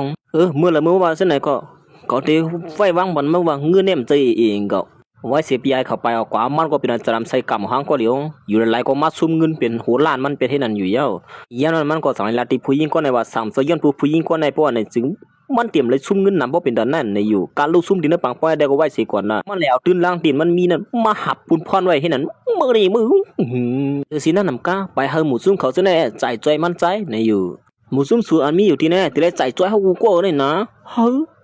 ก็มีเงินกับป้ามา2 ปากให้นี่ก็ได้ก็ดีนี่มันก็เป็นอันสลัมใส่กรรมสิไปลองออกกว่าให้นั่นเหี่ยวเมื่อยันตอนด่าผู้หญิงเปลี่ยนหลายลงก็ให้ก็สั่งให้เนเสใส่ซึ่งมันว่าตั้งสินตั้งมื้อนั้นเป็นย้อนเปิ้นใส่ซึ่งมันสั่งว่าใส่ซึ่งมันมาหาลองสู้อยู่ซื่อไหนมันมืดเมื่อไกนั้นได้จับใส่ซึ่งมันได้มันเตรียมเลยหาลองสู้อยู่มื้อไหนนี่อยู่จะอย่าว่าเมื่อไกเนี่ยสั่งว่าสู้ยอมปันเขาบืดจับลีๆได้มันเตรียมไปเลยเปลี่ยนซึ่งไหนก็ได้มือငือก็ยังหมดจับก็หมูกวยผีมามือสู้เฮ็ดให้หมู่ซุ่มเฮาได้เลยทดลองตั้งหยับคือเดียวหือเราในกำไรผู้หญิงก่อนเป็นได้ก็นั่งซึ่งมันก็สั่งแล้วที่นั่งซึ่งมันนั้นว่านางซื้อมันข้อหาผู้ชายก็ในมานั่นมาหาลองสู้ยุงก้อยหาว่าได้ตัดขาดกับนางเขาอย่าไปเรียนก็เขาเอาในอยู่เขายันนั้นใจเจอมันจังละขึ้นมาว่าหมู่ซุ่มสู่กูก็แน่พะก็ว่าเป็นคนมีเงินหลายๆมันซื้อพอมาทดลองตั้งอย่าเผื่อเจ้าไหนยาวก็เนี่ยมื้อนี้เก่าอยู่เฮ็ดไหนก็หั่นล่ะพะก็ตั้มไขหาบุญพรมันซื้อมันใจก็จังละว่าวันมื้อนี้เป็นวันเกิดนางซื้อมันนั่นแหละมันได้ยอมซวยหมู่ซุ่มเขาก็ได้อยู่ผู้หญิงก็ในก็ตึกเคยโคอยู่เที่ยงให้นั้นยามนั้นนางซื้อมันได้ก็จังละห้ามใจซื้อมันไว้อย่าไปไม่เจอเขาออกกับพงกำเหลียวไว้เห็นนั่นสิมันใจก็จังไรไปออกกว่ามันใจจังไรกับสืบหาลูกน้องมันหาลูกน้องมันจอยเกลียดปันอีกหนึ่งลองตีเนวันมื้อไหนนั่นตีเนกูมันนี่เยอะลงกันในนั่นในอยู่เขายันนั้นตอนตานั่งซื้อมันแต่ก็ปมองใจเจอมันอยู่เห็นนั่นแต่ก็นั่งซื้อมันจังละขึ้นมาว่าสุหันเหือไอผู้ชายคนไหนป้อนลูกน้องตั้งอย่าผืดในก็ไปมือเบียดเจ้าเหือละย้อนปัวเขาที่สั่งใส่เสื้อมันเสียไอผู้ชายก่อนเปลี่ยนปีไอผู้ชายเปลี่ยนหลายคนเรียนเขามาเสียยอมตั้งพิษดีนั่งเสื้อมันเขาขึ้นว่าเมื่อไกลนั้นไปลองทางพิษกว่าเขาย้อนน้อมยาวๆน้ำในอยู่นั่นได้ก็ย้อนปัวมันเป็นเขาที่สั่งตีใส่เสื้อมันนั่นขนาดไหนตั้งเสียงตั้งหมดในเขาได้เป็นคุณก็ใส่ก้อยคันนะกินเชื่อมีตั้งเสื้อก้อยคันละผู้หญิงก็ได้สั่งลาดขึ้นมาว่าเฮ้ยหางเขาตั้งก็เมื่อไกลแต่เหมือนกันนี่นั่นเองเหมือนก้อนเลยก้อนเหมือนกันนี่หรอเนาะเมื่ออย่างก้อนเป็นน้องชายนั่นก็สั่งลายไปจะลำใส่กำลงเขาไม้ให้นั้นผู้หญิงก่อนเป็นก็หักมันก็เนียนเลียนออกมานี่สู้เมื่อไงเนี่ยเป็นย้อนเบอร์สูออกซอยลาดเป็นสองเซอร์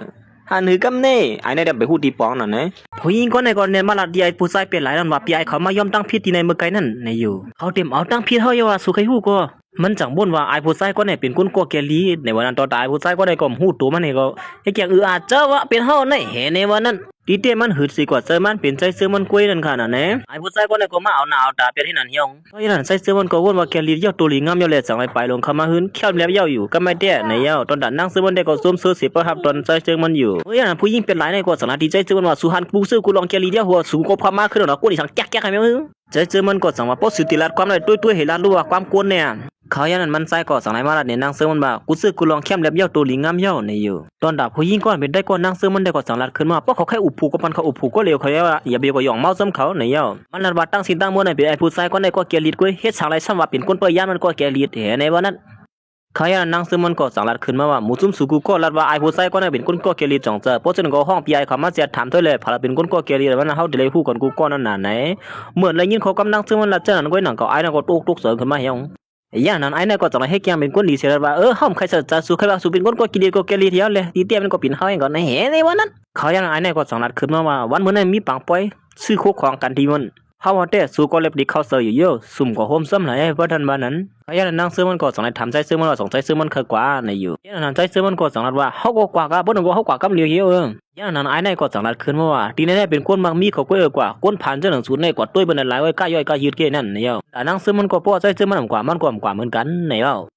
กว่าก็ไล่อยู่เวลากาเขาในมี2 ตีก็จังห้องพะเราก็จำแน่เมื่อก็หาลองไล่กว่าก็เหลียวเมื่อก็ละไอ้บ่ทันมานั้นก็ไอ้นั่นใจซื้อมันก็จังละทีนั่งซื้อเฮาว่ามาได้เฮากว่าต่างในป้อยตุ้ยอย่างไอ้นี่โอ้ยอย่างนั้นมาก็กันห้องก็บ่กำนั่นมาเฮ็ดนั่นเสียจังไรตัดมาตีปังป้อยตีซื้อคู่ของกาขันเหี่ยวในนั้นไอ้ผู้ชายก็ในก็จังไรมาลาตีบ่เท่าหัวหมดในซื้อกูร้องแล้วแคมแล้วเอาในเนาะอย่างนั้นนั่งซื้อมันก็เนียนเลียนเขามาหาเมทัลเขาสิถามว่าเฮียเมทัลมามีที่ไหนคะล่ะนี่มันนั่งจังไรถามเมทัลเขาว่าเมทัลเขาเอาคู่ของไอ้สังมาขายที่ไหนในเย้าเขาอย่างนั้นเมทัลเขาก็สั่งให้ลาตีมันนั่งว่ามื้อเหลียวหน้าเฮือนเฮาก็ตุค่ากันเจอหน้าละลองไหนอย่าไปดำดังพิษไปเท่าหน้าเมทัลก็จะเฮ็ดจังหือเย้าหน่อยว่าอีเตี้ยเมทัลนี่ก็เอาเคียบหางซะนี่มาขายไปนั่งเสียงดังหมดอยู่เย้ามื้อนั่งซื้อมันเลยหันซึ่งก็เปลี่ยนตุกเจอลงกว่ากำเหลียวมันนั่งก็สั่งให้ถามเมทัลเขาว่าเฮ้ยเมทัลนี่ไปลองตั้งอีสังคะล่ะนี่เขาอย่างไอ้นี่ก็สั่งอะไรขึ้นมา2 สู้เนี่ยไอ้ผู้ชายคนนั้นเขาก็ไล่เสือสู้เหมือนกันก้อยก็สู้ซ้ำเตะไปบังแขกซ้ำเขาก้อยก็อันลีสิไลอันแต่เขาก็คลายสู้เหมือนกันก็นี่ยันผู้เสนอนาเฮือนเรื่องๆนี่อย่าไปเฮ็ดให้เปิ้นเจอลำใส่กำในป้อเปิ้นเสนอมาตุค่ากันเจอในเขาอยู่ก็เขาเดียวแค่พางสู้ตั้งสิงตั้งหมดใ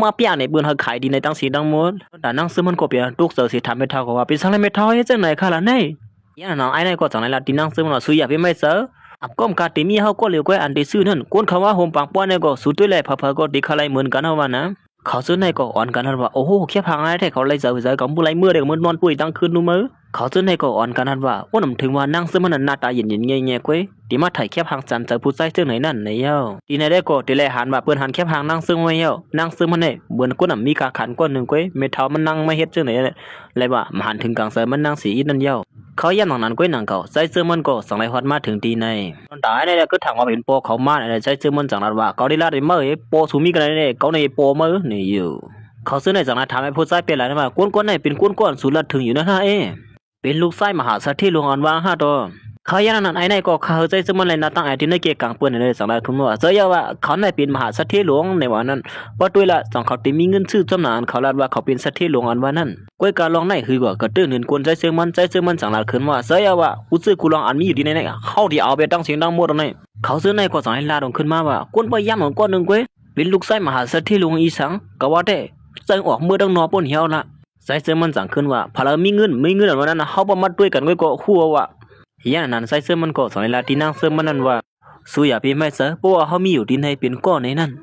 นมันใส่ตีเกียร์ลีจึงหือเลยตีเปลี่ยนซื้อหือมาเนี่ยนะเขาประมาด้วยจำกันแทงคานอใส่เสื้อมันก็สอนลาที่นั่งเสื้อมันว่าเพราะว่ามีมันใจอยู่ที่ในได้อย่าไปไม่เสือลองในนั้นก้อยกวาดหลอนเขาลาดว่าปล่อยห้องไฟอันว่านั้นห้อมหูที่ปองใครว่าหือนั่นน่ะป้อปล่อยห้องไพ่อะป้อไหนจึงคู่ขอนมีอยู่ที่ในชื่อไรมดจ่องเจอเขาอย่างนั้นจังไรมีผู้ชายคนหนึ่งสารขึ้นมาว่าก็จะหนังสู้ใครคำว่าโหนเสื่อเปื้อนเนี่ยลองปล่อยห้องไฟก็กลมหูจักเมียงสายจื้อคือมหาเศรษฐีอีสังลองซึ่งไหนก็กลัวดำหูไอ้ในจังไรขึ้นมาว่าถ้ามาก้นอยู่ที่ในพระเด็กใครปันนำก็คือก็ยาวป้อมีก้นปล่อยห้องไฟอะป้อไหนจึงก้อนปล่อยห้องไฟติเลยเสือตั้งสิตั้งหมดเลยนะก้อยกะปอดด้วยสันหันเฮาซื้อในได้ก็มีพลหัดปล่อยสิก้นหรอห้องไฟอันว่านั้นเมื่อนึงเขียนไว้ไกลๆมันมีเงินจ่ายให้เขายังไอแทงก้นจังไรขึ้นมาว่าสมาสุดที่เฮ็ดอันกูข้ามพวกไหนจึงป้นอะไรให้หมอกสองกำเนี่ยก็เงินสูงมวดเนี่ยว่าแค่พังในดำไปมวดกว่าเนอะนะสุดที่เสื้อมวดเนี่ยมันติดเปลี่ยนความไรหรอลองได้แน่น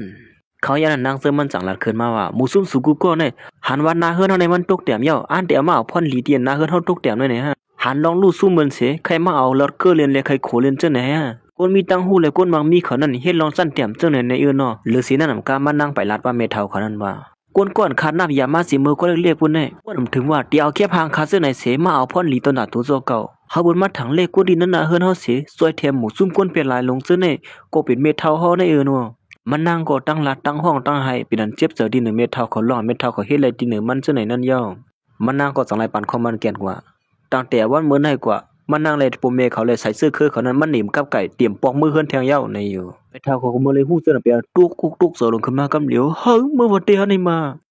ถึงที่เขาว่าใครเปลี่ยนร่วมปั่นตะลำให้นั่นอยู่เย้าเมื่ออย่างนั้นทนตาไอ้ผู้ชายก็ได้ก็เป็นอันเป้งปัวหันเสือไว้อยู่เขาอย่างนั้นจังไรที่นั่งซึ่งมันว่าเขาคุยว่าที่นั่นโอนนั่นเสือสูบเปลี่ยนซื้อหือในนั่นก้อยกะซื้อหือก็เย้าลองในมันขึ้นเขาย่ามันนำไรย่ามันก็ซัมโบฮอดมาถึงเย้าซื้อหือก็ตึงติดจานนำไรเย้าว่าเฮาว่าแต่หมูซุ่มเฮากูก็มาแต่ซาเปิดปังป้อยเฮาเสียเสื้อแค่พังในกว่าคาละเขาอย่างนั้นไอ้ในจังไรคืนว่าคุยว่าสูมีเงินอยู่ว่าก้อยกะสูเดียวที่อย่างขี้เขียงดังเฮาก้อยกะใจเจอมันก็ย้ำชั่วนั่นก็หมูซุ่มสูซื้อได้โฮมกันน้ำมันหมดก็มาขี้เขียงห้อมไรหรอกเขาอย่างนั้นมันใจก่อสังไรละที่นั่งซื้อมันว่าเนี่ยสูเขาตีเฮ็ดให้เขาเลยหันก้อยลองเลยว่ามันตีคึกแคมมอกกะหืออันว่านั่นน่ะอย่าไปลาดความน้ำย่อมือเหลียวห้ามาติดซ่ากว่าเหี้ยวละมืออย่างนั้นตนตายผู้ใจก็ได้ไปฮู้ตู่มันจังนัดคือว่าเขาไปใครฮู้เตียวไอ้เนี่ยตั้งเตียวันมื้อได้กว่ากูซื้อกูลองอันเป็นของเมื่อน่ะที่มาเป็นของเก่าไปตั้งเสียงตั้งหมดเขาไปใครฮู้ว่าเมื่อที่เฮ็ดจึงหือนี่นั่นเขาอย่างนั้นก็นั่นปืดปางป้อยนั่นก็สอนลาดขึ้นมาเมื่อสูงพี่น้องเขามาโฮมบางป้อยขาตั้งเสียงวันมื้อได้ก็เฮาขาดตีมาขายแค่ผ่านคือแคบขึ้นขนาดได้ก็เปลี่ยนเม็ดเท่ากังหมุนเนี่ยขึ้นมาขายเขาคู่ขอนเฮาก็เด็กไข่อ่อนดังสุดได้ก็พี่น้องเขาด้วยดีในคารู้แคบหางได้ก็เป็นแคบหางเมื่อพ่อนเขาอาบน้ำนั่นเขานะเมื่ออย่างนั้นนั่งซึมมันได้กูเป็นซื้อกว่าแคบหางมันได้ว่าตามหมูซุ่มไอหยองตะนางเขาจะได้ก็อาซุ่มได้กาสมบัติขย่อลงเป็นลำให้นั่นอยู่เย้าโลแคบหางได้ประกอบไรเมื่อเดียวมันนอนกวมดังขึ้นนะก็แคบหางได้ก็เฮาเตซ่าขายกว่า1 ล้านเขานะเขาอย่างไรผู้ชายก็ได้จังว่ามันปั่น2 ล้านเนี่ยไอ้ได้จังว่าขนาดนึงก้อยเมื่อปั่นเองน่ะก็ได้ก็ที่ปั่น5 ล้านกว่าเนอะไอ้ได้จังไรปั่นกว่า5 ล้านเนี่ยเขาก็จังไรปั่นตื้อกันกว่าให้นั่นติ๊กจังไรปั่น6 ล้านในแทงก้อนหนึ่งเมื่อยันต้นตายเป็นหลายในก็จังรัดขึ้นมาว่าข้าได้ก่อมป้อกาคือเฮงเก่าก้อยกาป้อเป็นของนั่งซึ่งมันได้มันคลายกูอันในอยู่มันจังรัดว่ามันตีปั่นตา10 ล้านเนี่ยไอ้ผู้ชายก็ได้ปั่นตา10 ล้านก้อยหนังเก่าหมูซุ่มเขาจะได้ก่อมให้เผาฮัดเค้กเข่งเฮก็ย่องเขาก็อ่อนกันยองยอดที่ไอ้ผู้ชายไปแล้วว่าโอ้โหสุดให้มีเงินเตะเนาะยองยอดเตะก้นปืดปังเกี้ยวนั่นก็สังระพอที่ปันเรือไม่รู้ให้ยังค่ะเหมือนปลุงก้อนปืดปังเกี้ยวนั้นตึกน้ำ1 ถึง 3 บาทเผาป้อผมปันในคู่ของที่เป็นต้นตายผู้ใส่ก้นในกว่าในนั้นก้อยหนังเก่าใส่เสื้อมันจังนัดขึ้นมา 10 ล้าน1ပြားနေอยู่ย้อนผัวใจเสื้อปันเตอไอ้ผู้ใจคนไหน1ပြားคนเลยเฮ็ดให้ผู้ใจคนไหนอ่ำปิงโปสรุงขึ้นมากำเหลียวสมาปังป้อยเนี่ยปันเตอกันก็คือในคนไรเนี่ยมันนั่นก็ล้อนสู่ปันเตอมัน1ပြားเนี่ยมันป่นตีมันน่ะไอ้เนี่ยปันเตอก็นำอินกว่ามันก็เขายันใจเสื้อมันจังนั้นว่าเฮ้อปันเตอก็คือคนไรเพราะมันนำให้อินกว่าไรอย่างหือล่ะพอสุกแก่ก็ปันขึ้นมาแทนในเงินส่วนนั้นยันนั้นไอ้เนี่ยก็จำว่าคือดีใจเสื้อมันจังว่าไรเอาเมื่อวานแล้วพวกนั้นก็มันก็จังละขึ้นมาว่ามันติปันตา15ล้านในเยอะเขายังใจเจอมันจังละขึ้นมาได้ว่า15ล้าน1ပြားในเยอะเฮ้ไอ้นี่มือตั้งเสียที่ก่อเลยมาไอ้ผู้ชายคนไหนก็อ่ำเพียงพอเสือหลวงใจซื้อมันปันเติมมันขึ้นมา1ပြားก็อย่างวันนั้นเขายังมันก็จังละเปิ้นมาว่ามันติปันเงินตา15ล้านในเยอะเขายังใจซื้อมันก็จังละปันเติมมันขึ้นมาแทง1ပြားเฮ็ดนั้นมือยันมันก็ปิ้งปอจะลงขึ้นมาแทงไอ้ในพี่อยู่นี่มามันก็จังไรปันขึ้นมาแทง16ล้านในอยู่ใจเจอมันก็ปันเติมมันขึ้นมาแทง1ပြားให้นั่นดิ1เขียนเพียงแห้งสารมันมาแทงเก่าเฮ้ไอ้ในมันเคยอยู่ดิเนี่ยป้อมมีเงินกลมหรือมาเคียงบนเฮ็ดไหนเขายันใจเจอมันก็จังนั้นว่าเฮ้ยตื้อขึ้นมา1ပြားก็มันก็จะก็มันนำในสืบสู่1ပြားรู้สมบูรณ์ด้วยแหละเขายันมันใจก็จังแล้วที่บ่ลุงก็ได้ว่าเฮ้ยป้อมมีสังก็ลาดเหี่ยวเลยว่าพอเป็นคนไรกว่านั้นว่านั่นน่ะเมื่อยันคิงในก็จังไรนับ1ถึง3ให้นั่นอยู่แล้วนับอยู่ให้นั่นดิก็มีเผาเคียงใจเจอมันให้นั่นให้นั่นสิปอกกำในก็เป็นตอนตัดใจเจอมันเอาอ่องเป้เปิ้นกว่าแทงให้นั่นอยู่แล้วเฮ้ยให้ไหนกว่านี่มีจมๆได้เขานะสุแลอันไหนกว่าเดี๋ยวไหนกว่าเฮาขามีแคบห่างอันคือแคบแทงอันนึงเขาเอานะในเด็กก็เป็นแคบห่างอันมือพ่องตื้ออาบน้ำมาเสียอังที่มันนุงโคให้ไหนเขานั่นในเด็กก็เฮาติดเดซ่ากายกว่า1ล้านให้ไหนเขานั่นเขายันนั้นปลุงก็ในก็สังนั้นว่ามันติปันตา10ล้านในยาวเขาก็ออนกันปันเตอร์กว่ากำ10ล้าน10ล้านไอ้ผู้ชายก็ในปัน20ล้านไอ้ผู้ชายก็ในปันแทง30ล้านให้นั่นแทงอยู่ให้นั้นยันนั้นไอ้ในก็สังไรมาลัดมาดีนางซึ่งมันนั่นว่าเมื่อแคบห่างเมื่อไกลนั่นได้เฮาติปันสูกว่าเฮก้อยกะแคบห่างนั่นได้เฮาเต็มย่อมปันเผากว่าไงๆเอาอ่ะไอ้คนพยายามนั่นเทียงแคบ2แคบก็ได้เขามีเงินจ่ายเฮาว่าแท้ใจซื้อมันว่าเหมาออสุดให้มันปั่นย่อเฮาดำบ่ได้ซื้อเฮ็ดกำสูบ่เฮามีเงินเฮียไอ้นี่เพราะฉะนั้นมันก็จังไรล่ะที่นางซื้อมันว่าอย่าบีไม่เสือเฮามีอยู่ที่ไหนเป็นก็เขาดีๆมันไรกว่าแคบหางสูเรื่องเสียอันนะเพราะฉะนั้นนางซื้อมันก็จังละที่เสือมันว่าเฮาฮู้อยู่ว่าสุขซอยแถมเฮานี่นั่นก้อยก็สูเป็นตัวเตี้ยนต่างเปิ้นขนาดนึงก้อยซื้อก็ลองให้มันติดตื้อเคิกสูบ่มีเงินมาเฮาติดใส่เตี้ยนมันสูขึ้นก้อยเห็นแน่บ่นั้นเพราะฉะนั้นใจซื้อมันก็จังไรปั่นตื้อไอ้นั่นขึ้นมาแทง1ပြားให้นั่น30ล้านไป1ပြားในอยู่เพราะฉะนั้นไอ้นี่ก็จังไรล่ะที่ใจซื้อมันว่าสุดิเซอร์ล็อกไลท์จังไหนดิๆได้มันเปลี่ยนมาแล้วไอ้เมื่อที่เฮ็ดไรกำเหลวว่ามันเฮ็ดไรกูกำล็อกไลท์จันเต็มจังไหนเนี่ยเพราะฉะนั้นมันก็จังไรเฮ็ดจำหนานใจซื้อมันเฮ็ดเมื่อไกลนั่นมันก็จังไรปั่นตื้อขึ้นมาใจซื้อมันแทง1ပြားให้นั่นก้อยเมื่อเลยเมื่อสุขตื้อก็มีอีกก็เฮาก็ที่ตื้อก็มีอีกบันสูกว่าบ่มีเขาย้ำเรียนจอมสูกไว้ลองสั้นเต็มจังได๋แท้เขายันมันก็จังไรล่ะที่นางซื้อมันว่าเฮาว่าแต่สูอย่าไปเจออย่าว่าคนพยายามอยู่หิมข้างสูงแท้ใจเจอมันก็จังลัดขึ้นว่าก็มีเขาย้ำอยู่จอมว่าก็คันลัดตัวมื้อเฮาดิจุดห้องไพ่มีเนอเฮาแท้อย่างก็ดังไอ้นี่ก็เป็นตุกตัวนึงว่าเฮ้ยอันนี้หิวนั่นมามันใจเฮ็ดจังนั้นยาพอดีขี้เคียงมันแล้วลองได้นั่นแหละเมื่อยันมันก็จังให้ลุกขึ้นมาสิลาที่ใจเจอมันว่าสูเฮ็ดจังไหนแน่สูว่าสูที่มีเงินใจอยู่ให้ข้อความละซึ่งไหนเนี่ยสุดละดอกมาอะไรไงจึงหือไอ้ยันมันก็สังว่าสุ่มไปฮู้ก็โยสังว่าเสื้อข้อความจึงไหนยาวป้อจ่ายเงินอะไรป้อในจึงมันดิญญาจึงหือในนั้นก้อยก็ลองในตอนต่อใจจึงมันหือดีกว่าก้อยสังขยี้ก็เฮ็ดเดียวก็มีเงินไหนยันใจจึงมันจังลัดป้าแทงว่าหมู่จุ่มสุดเนี่ยเป็นคนเสถียรอะไรมันจะหาให้สั่งสุดมหาลัดเจ้าน่ะเฮาในเฮ็ดก็ล่ะบ่ทันว่าสูมีเงินป้อในจึงได้ดอกมาหรอกเงินในกาใครจ่ายเนี่ยมีที่สุดเสียงมันไหลอันว่านั่นน่ะยันน่ะไอ้นี่ก็จังลัดว่าก็ไปใครคั่วปมทุ่มยาลองตั้งไหนเมื่อดีอยู่เลยจึงเหือนว่านั่นโอ้ข้าน้ำมือนางไอ้ยอเขาเฮ็ดนั่นสิเขาก็สั่งเอาโฮงไฟมีนั่นมาปั่นใจจึงมันอยู่ยาวเขาได้จับไพ่วัวตีลงในโฮงไฟมีนเขานั่นน่ะย้อนปัวจับโฮงไฟมีนั่นได้ปัวไหนจึงได้ใส่จอมหนังปืนทุกย้อนนั่นเขาได้ใส่ทั้งสิ้นทั้งหมดในยาวพอลุงก็เลยก็สั่งว่าอ๋องี้ลีจอมเต้านะสุไลกว่ายาวเขานะเฮ็ดนั่นสิแคบหางแทงอันนึงก็เปลี่ยนเป็นพวกนั่งซึ่งมันตื้ออาบน้ำอยู่ที่เนื้ออ่างนั่นเขาเส้นในเลยหันเส้นก็อะไรก็ใครไรนะก็ที่เอานี่ก็ที่ปัน20ล้านเที่ยในค่ะพ่อไอ้ผู้ชายก็ในอ่างตีลาดังก้วยหนังก็ใจซื้อมันจังลาขึ้นมาแทงว่าก็ที่ปันนำให้อันจุดห้องไฟมินแทงกว่าเลยเหมือนไอ้ผู้ชายก็นั่นแหละหันเส้นก็เปลี่ยนตุกเสือขึ้นมาสิแล้วว่าเฮ้ยไอ้ได้มือว่าอยู่ดีๆเลยเนี่ยเมื่อเฮ็ดจังได๋2กำซับๆกันแน่เมื่อว่ามันสิมีเงินนำบ่ก็คือเลยไอ้นี่ก็ว่าแต่มันถึงเป็นความไรเปิ้นได้ยอมใส่มันเงินมาบ่ได้ในความซื่อสมมุติเป็นตัวเตี้ยนต่างสิตาในก็เขาอย่างไอ้ผู้ชายแทงก้อนสลัดขึ้นมาว่าเฮาว่าแต่ไอ้นี่เมื่อพังตัวละโปรแกรมนึงเมื่อเป็นคนปล่อยย่างขนาดนึงก้อยเมื่อหาลองสู้อยู่ในระหว่างปล่อยเนี่ยมันจะตีเรียนเมื่อก้อยกันยังไงเขาอย่างนั้นเขาเสนอก็อ่อนกันแล้วเขาความก็เรียนใจซื้อมันตีเตี้ยมันใจซื้อมันเป็นตัวเตี้ยนต่างขนาดนึงก้อยอ่ำจะลูกไส้มหาสัตว์ที่ตัวเต้นี่อยู่เขาเป็นลูกไส้พอได้นั่นมันซ้ำเข้าไกลกับนางอีสังหมูซุ่มสูซื้อในไหนเขาใครปล่อยห้องไฟมีเนาะปล่อยกลางเฮาก็มันนักโหสูก็มันจื้อก็ใครก็เฮ็ดอะไร หมู่จุ้มไอเขาเจอในอ่ำหัวใจเจิงมันเป็นสัตว์ที่นั่นแหละเผอๆก็อ่อนกันทางเลขที่เหนือใจเจิงมันร้อนใจเจิงมันเฮ็ดนั่นตอนหนังก้นมักมีเขาก็ตั้งเฮ็ดอ่ำลายก่อนในเย้าไอผู้ชายก้อนให้สั่งลาดมาว่าก็นับด้วยลีเลียวว่าร้อนสุดๆห้องไฟมินกว่าเมื่อไกลนั่นอาขามันได้เป็นไรก็เหือนะถ้ามาสุดที่เฮ็ดไร1 ก้ามเนี่ยก็เปิ้นเตรียมใจแถมสู่อยู่ดีที่ไอเขาอย่างนั้นก็นั่นเปิดปังป้อยขายโคของนั่นก็เมื่อได้ยินข้อความเขาเจ้านั่นละเจ้านั่นก็เขาเจ็ดด้วยเงินใจซึ่งมันว่า2มันมีเด้ในอยู่ตั้งว่าใจซึ่งมันมีเด้ป้อในซึ่งติมาซุ่มเขาย้ำหลอนเขาจะเฮ็ดปังป้อยในเย้าก้อยก็ลองในมันใจหือดีกว่ากูอีสังเขาอย่างนั้นมันใจก็สังละยี่ว่าการเงินนั้นมีอยู่ที่เนื้อทองมันออกมาเขาก็อำเภอถึงอีสังนั่นเขาสังละมายี่ว่าการเงินที่เนื้อทองใส่เจ้ามันสิขึ้นมาเจ็ดด้วยกำเลยเย้าเมื่ออย่างพอลุงก็ในว่ามายิบด้วยสิว่าเฮ้อการเงินเจ้าในก็ย้ำหาในบ้องในมาเห็นอันเสียมันก็สังละเจ็ดด้วยเงินใจเจ้ามันอันมีอยู่ที่เนื้อกาดนั่นอยู่เย้าแต่เขาจะในก็เขาคู่เคยหันว่าใจเจ้ามันที่มีเงินก็คือในนั้นเขาอย่างเครื่องเจ็ดเงินก็สังละเหตุการณ์มันกว่าอย่างนั้นศูนย์มันก็สังละเลียนลงให้นั่นเสียถึงที่หมู่ซุ่มไอเขาจะในซ้ำโพดตกเสือลงกว่าห้องเผอห้องมันเย้าตอนตาไอ้ในก็สังวนคำเซออยู่ว่าเฮ้อไอ้ในคนไปย่างของกูปนตีให้ซึ่งมาปันเงินเขาตันเซิงเขาย่อมาอันนั้นก็เขาเป็นคนมังมีเตฮะด้วยก้อยกาย่างนั้นก้อยด่างเก่าเปลี่ยนชุดมันหลายๆก็เลยเงินนั้นก็มีเปียไอเขาจะในก็จังในเคยโขลงขึ้นมากันเดียว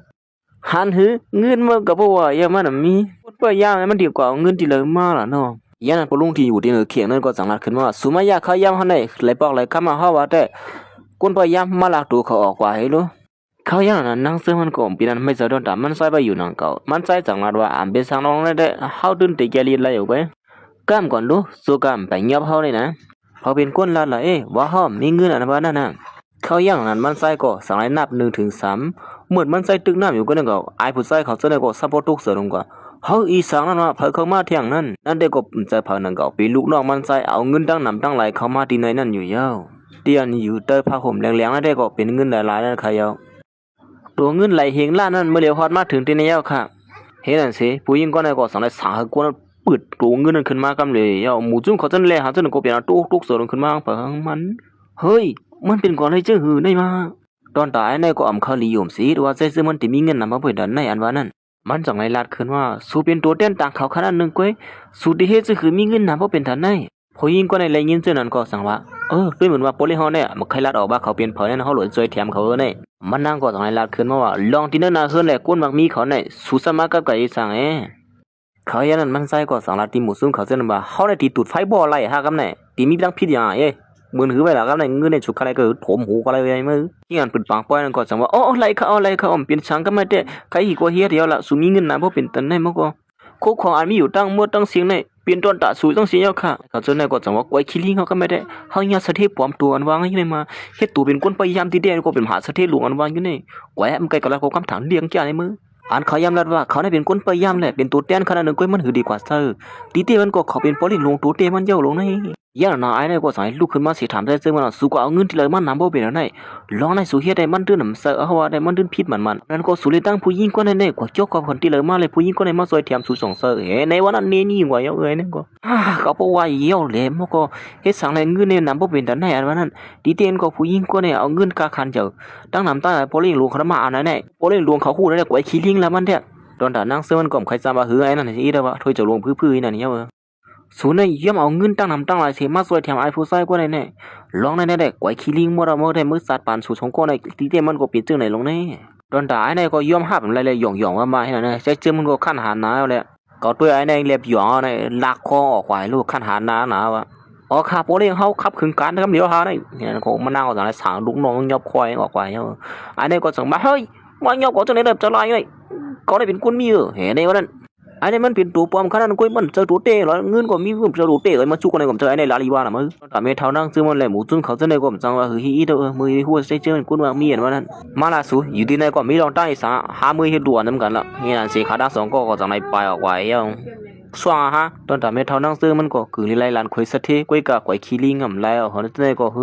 ็ก้อยขี้ลิงได้ไม่ได้เปลี่ยนปอเลี้ยงหลวงในไปไหนได้การตั้งเรียกเขาดิมไกลมากก็ดีเตียงก็เขาเป็นคนสักทีหลงเขาเนี่ยถังดีก้นไผ่นอกอันว่าได้ปีนชื่อไหนเมื่อสัตว์ป่านก้นเขาเนี่ยเฮ็ดนั่นเสนั่งเสื้อมันก็ย้อนปัวเม็ดเท้าเขาเฮ็ดไรตีเนอมันนั่งนั่นแหละมันนั่งก็สองไรตัดขาดกันตั้งก้นตีเนอน่ะเฮิรนเขาเลยเม็ดเท้าเขาย่อเฮาก็เฮาก้อยเขาก็เขาก้อยมือเหลียวได้เฮาตัดขาดเขาว่าเขาอย่างนั้นใส่เสื้อมันก็สองไรพวกเสื้อนึงก็เขามานั่งเสียก่อนแล้วเฮาอู่กันมื ปิดมันนั่งคำมาดินใจซึ่งมันอยู่เศร้าไปอยู่นั่นกวยหนังก็มันนั่งก็สั่งมาโทรมันเสือเตียงคำสมมติเต็มก่อเสียงเขาอย่างนั้นมันก็สั่งให้ถามใจซึ่งมันว่าคู่ของเจ้าในก็เป็นกู้ดินนั่นน่ะเฮิรนใหญ่เขาปันสัวในอ๋อเขาลัดว่าเขาปันทางเงินใจเฮาอีดอดกวยในวันนั้นเขาอย่างนั้นมันใจก็สั่งให้ถามนั่งซึ่งมันว่าไว้สิผ่านยานกู้ดินนั่นน่ะเฮิรนมาเย้าติดสืบเฮ็ดกว่าจึงหืดในวันตั้งนานนั่นไหนเย้าเฮาก็ไปฮู้เหมือนกันเฮาก็หาที่อยู่ที่เศร้าเสียสองกวยกว่าหาเหตุการณ์ก็อะไรก็ย่อมมาติปึงอิงสู่กว่าซึ่งในเขายาวก็มันเปลี่ยนก่อนนะเฮ้เฮาก็เป็นคนฮู้จักกันกวยติกิงเซยสังไหลเขาย่านั้นมันใจก็สั่งเลยถามนางซึ่งมันถามอีสังไหลห้องกันลงดินนั่นไอหมูซุ่มเปลี่ยนลายเขานั่นก็คำเลยยิบกำเยาะมือเร็วเขาก็ออกเวียงที่ในมือกว่าเยาะห้องกันลงที่นั่นก็แบบมีก้นด้วยถึงมั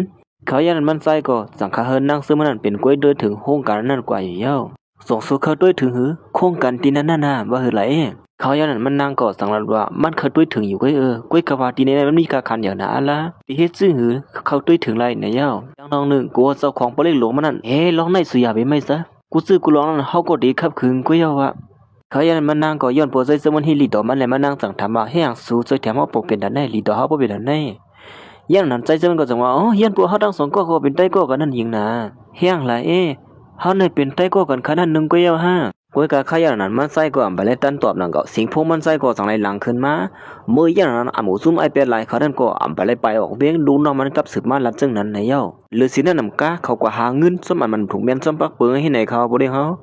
ยันนั้นใจซื่อมันก็จังได๋สั่งหาลูกน้องนั้นว่าเปิดด้วยไล่เฮ็ดสร้างเขานั่นก่อนอย่าไปเน็ตเฮ็ดอีสังมื้อเหลียวในเย้าดีเดมันเย้าไอผู้ชายก่อนยามไรเสิร์นนั่งซื้อมันนั่นย้อนปัวนาเฮิรนเขาตกเต็มนั่นแหละมันกว่าจังได๋มาย้อนกูเงินที่ไอผู้ชายก่อนนั้นอยู่เย้าไอผู้ชายก่อนได้กว่าเสิร์คนดีเฮกะหือนั่นก็เอาที่ใส่เต้นขึ้น2ปูนไว้ขนาดพวกบ้านเฮากูเงินสุดแท้ใส่เขาพี่สั่งลุงก็ได้สั่งขึ้นว่านาเฮิรนสู่ก็ปอรูปซุ่มเย้าสุดที่เฮ็ดซื้อมาใส่เตียนเฮาขึ้นล่ะย่านนั้นไอ้นายก็สั่งนัดว่าเขาตื่นมีตื่นตั้งตัดที่ลีขึ้นมาอะไรขึ้นอยู่ในเย้ามันลัดว่ามันคู่ลองสื่อซิมใส่เจิงมันในอยู่เขาในอำเจอสายเสื้อคือผู้มักคนมีนั่นนะลองในเขาอ่างเสืออ่างสีหมดสิเฮ็ดนั่นกี้เขาในโป้เฮาเอาดวงเขาในเสียกว่าปืนเขานั่นได้เขาตื่นในเขาตื่นรู้ซุ่มมันเฮาจะได้ขึ้นอย่างมากขึ้นเขานะลองใ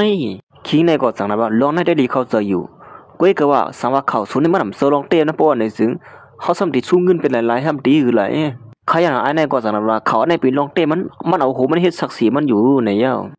เฮ็ดนั่นสิปลุงก็ไหนก็สั่งให้ยอมปานเงินไอ้ผู้ชายก็ไหนเฮาเอาเงินกว่าญาติซื้อเสียงใส่เสื้อมันนั่นนี่เย้าก้อยก็จะได้มีขอแลกหลายมันเลยเอาผู้หญิงกว่ามาอยู่หิมข้างมันนั่นเปลี่ยนตัวเฮ็ดข้าไม่ในอยู่มื้ออย่างนั้นผู้หญิงก็ได้กว่าเขาอยู่อีแล้วน่ะอันนี้ลูกไปย่อ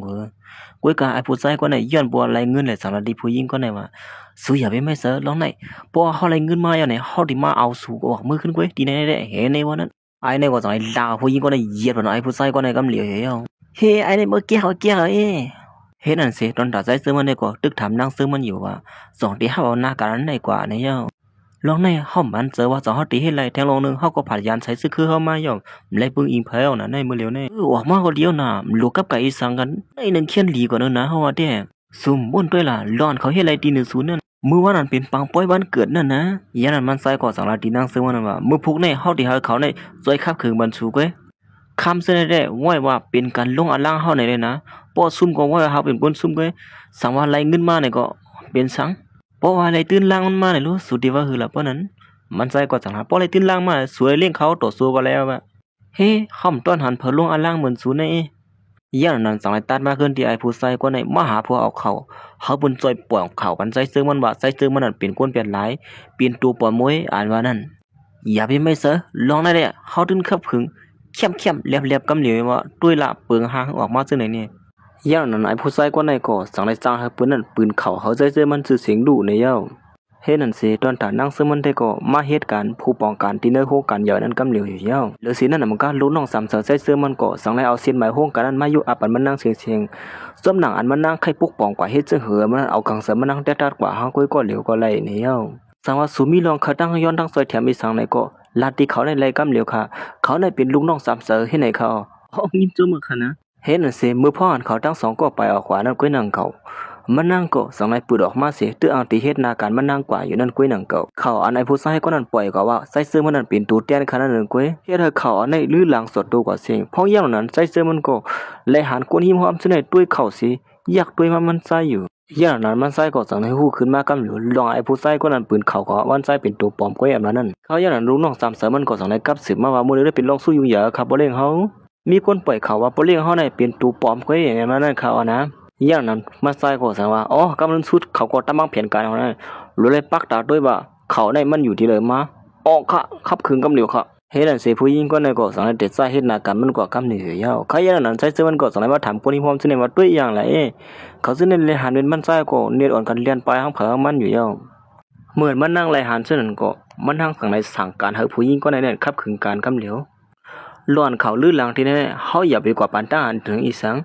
งลองในเฮาขาถูกแมนซ้อมบักเฟิงนั้นเฮาเฮ็ดซ้อมหนังอ่านเฮาขามีไว้นั่นในอยู่อ๋อค่ะปองซอยค่ะบ่เหลียวนั่นแท้หรือสินั่นมันก็มันนั่งสั่งไหลสั่งขึ้นบางกลุ่มคึกคักกำเหลียวในยาวเขายันมันนั่งก็สั่งในกับสืบก็หาลูกน้องใส่ซึ่งมันเตรียมเป็นผู้หญิงนั่นว่าลองเขาลื่นหลังว่าอยู่นั่นมันนั่งติก็ขับขึงก้อยมันนั่งไหลหันแม่นยาวโฮงกันที่ได้มันนั่งที่ก็โดยถึงก้อยติสืบเฮ็ดนาการพองกันกว่าซึ่งหือเจ้าเขาซึ่งหือในก็เขานั้นขับขึงปากไว้หน้าการที่นั่นได้อย่างเป็นไม่เจอมันดังที่กดด้วยถึงก็ในยาวเขาอย่างนั้นตอนถ่ายผู้ใจก็ได้ก็เคยขู่เปียงป้อหันเสือหลอนมันเลยปล่อยเขาใส่เสื้อมันสื่อเสียงดูซูมนั่นปีนขึ้นไปได้กับไหนเขาอย่างนั้นก็หนังเขาเสานี้มันก็สั่งให้กัดสืบมาย้อนเงินหลอนมันก็กูเงินมาสั่งผู้ปล่อยเขาปล่อยเขาล้อมลีใส่เสื้อมันนั่นอย่างนั้นมันก็สั่งว่าลองลู่ซุ่มใส่เสื้อนั่งเสื้อมันนั่นอ่ำไปจนคือแคมเต้ๆให้มันยาวตัวลีงามเสียมันเลยนะกันมันตีไรก้อยนี่อยู่เสียพูดย้อนนี้มันก็เปิดจังไรว่าความฝันมันเปิดเขาย่ามันทั้งอีกหนึ่งนั้นเขาย่านั้นลูกน้องสามเสือใส่เสื้อมันได้ก็สั่งไรเสียด้วยดีอยู่ไอ้ผู้ชายเป็นลายก้อนปล่อยเขานั่นเห็นนั่นเสียเก็บก้ามก้อยเขาก็สั่งไรหันแม่นเตียนอยู่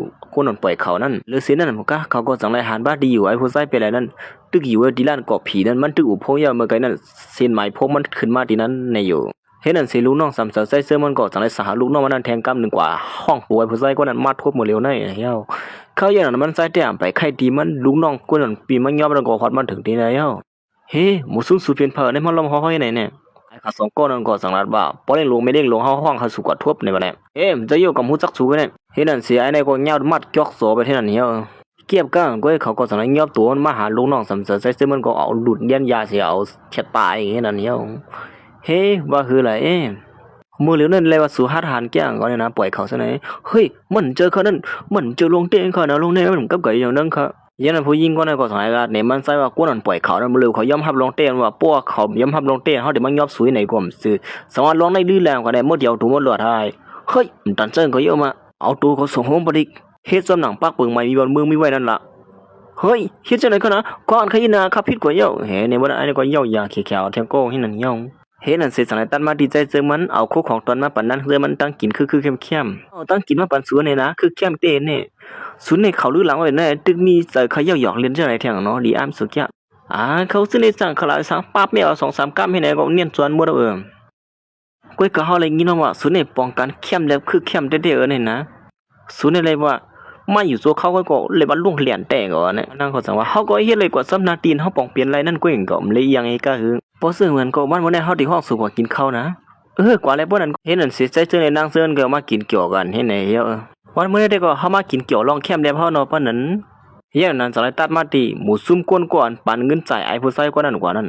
จังได๋ป้องอยู่ว่าไอ้ในเฮ็ดนาการก็แคมแล้วเงินเขาซุ่มไปแล้วคือในกำเนี่ยขี้ในก็บ่นสั่งมาสั่งจังได๋หันเป็นผู้หญิงกว่านั้นสิว่าอ๋อเลียเนี่ยคืออยู่ผู้หญิงกว่าเนี่ยผู้หญิงก็ในย้อนปัวโผมันกลัวเงินเบิ่นเสียเอาตัวมันในก้ามไว้แลมื้อยันนั้นเจ้านี้นั่นอำสังเฮ็ดซึ่งหือยาวแลสังไลเฮามันนางในมาเฮ็ดนาการเต้นดังโผมันลองอันถูกนี่เสียถูกเปิ้นยับไรกว่านั้นในยาวคิงเจ้านี้มันก็สังไลที่ผู้หญิงก็ในว่าหน้าตาผู้หญิงก็ในก็หางเล่าอยู่เฮามันนางกว่าขายตัวหาเงินมาใส่นี่นั่นในอยู่ก้วยกาสัวกาไปกว่าขายในเต้หมูซุ่มเขาซื้อในเฮาปั่นกันเสียห้ำกว่ากำเยาสองก็บ่อยกว่าขายในเยาเหมือนมันนั่งเลยยินซึ่งนั้นก็ตัวหนามขายตัวสมบัติใครตายก็อยู่เฮ็ดในเต้เป็นอันคันเซอร์ไว้อยู่เฮ็ดนั้นขยันมันนั่งก็สังไอ้ตุกย้อนดีพอใส่ก่อนไหนมันนั่งติดขำขวาเฮ็ดการเสียมาใส่ก้วยอย่าไปเฮ็ดอีสังตีเหนือมันนั่งในเยาก้วยกาปอลุงเซานี้มันนั่นคือดีกว่าย่อมไรง่ายๆมือย่างนั้นแทงไผ่หนึ่งสังไอ้ตัดมาตีนั่งซื้อมันเขาเตะขึ้นเยอะเฮ็ดการไปมักมีในเด้ก้นคำว่าโฮมนาการก็ตั้งนำตั้งไหนมันนั่งขึงปองถึงนาการในซัมโปขึ้นเยอะฮอดมึงพลิกปั่นกำเลยอยู่เยามันนั่งสั่งไรสั่งลูกน้องมันตั้งนำตั้งไรเฮาขึงปองนาการใน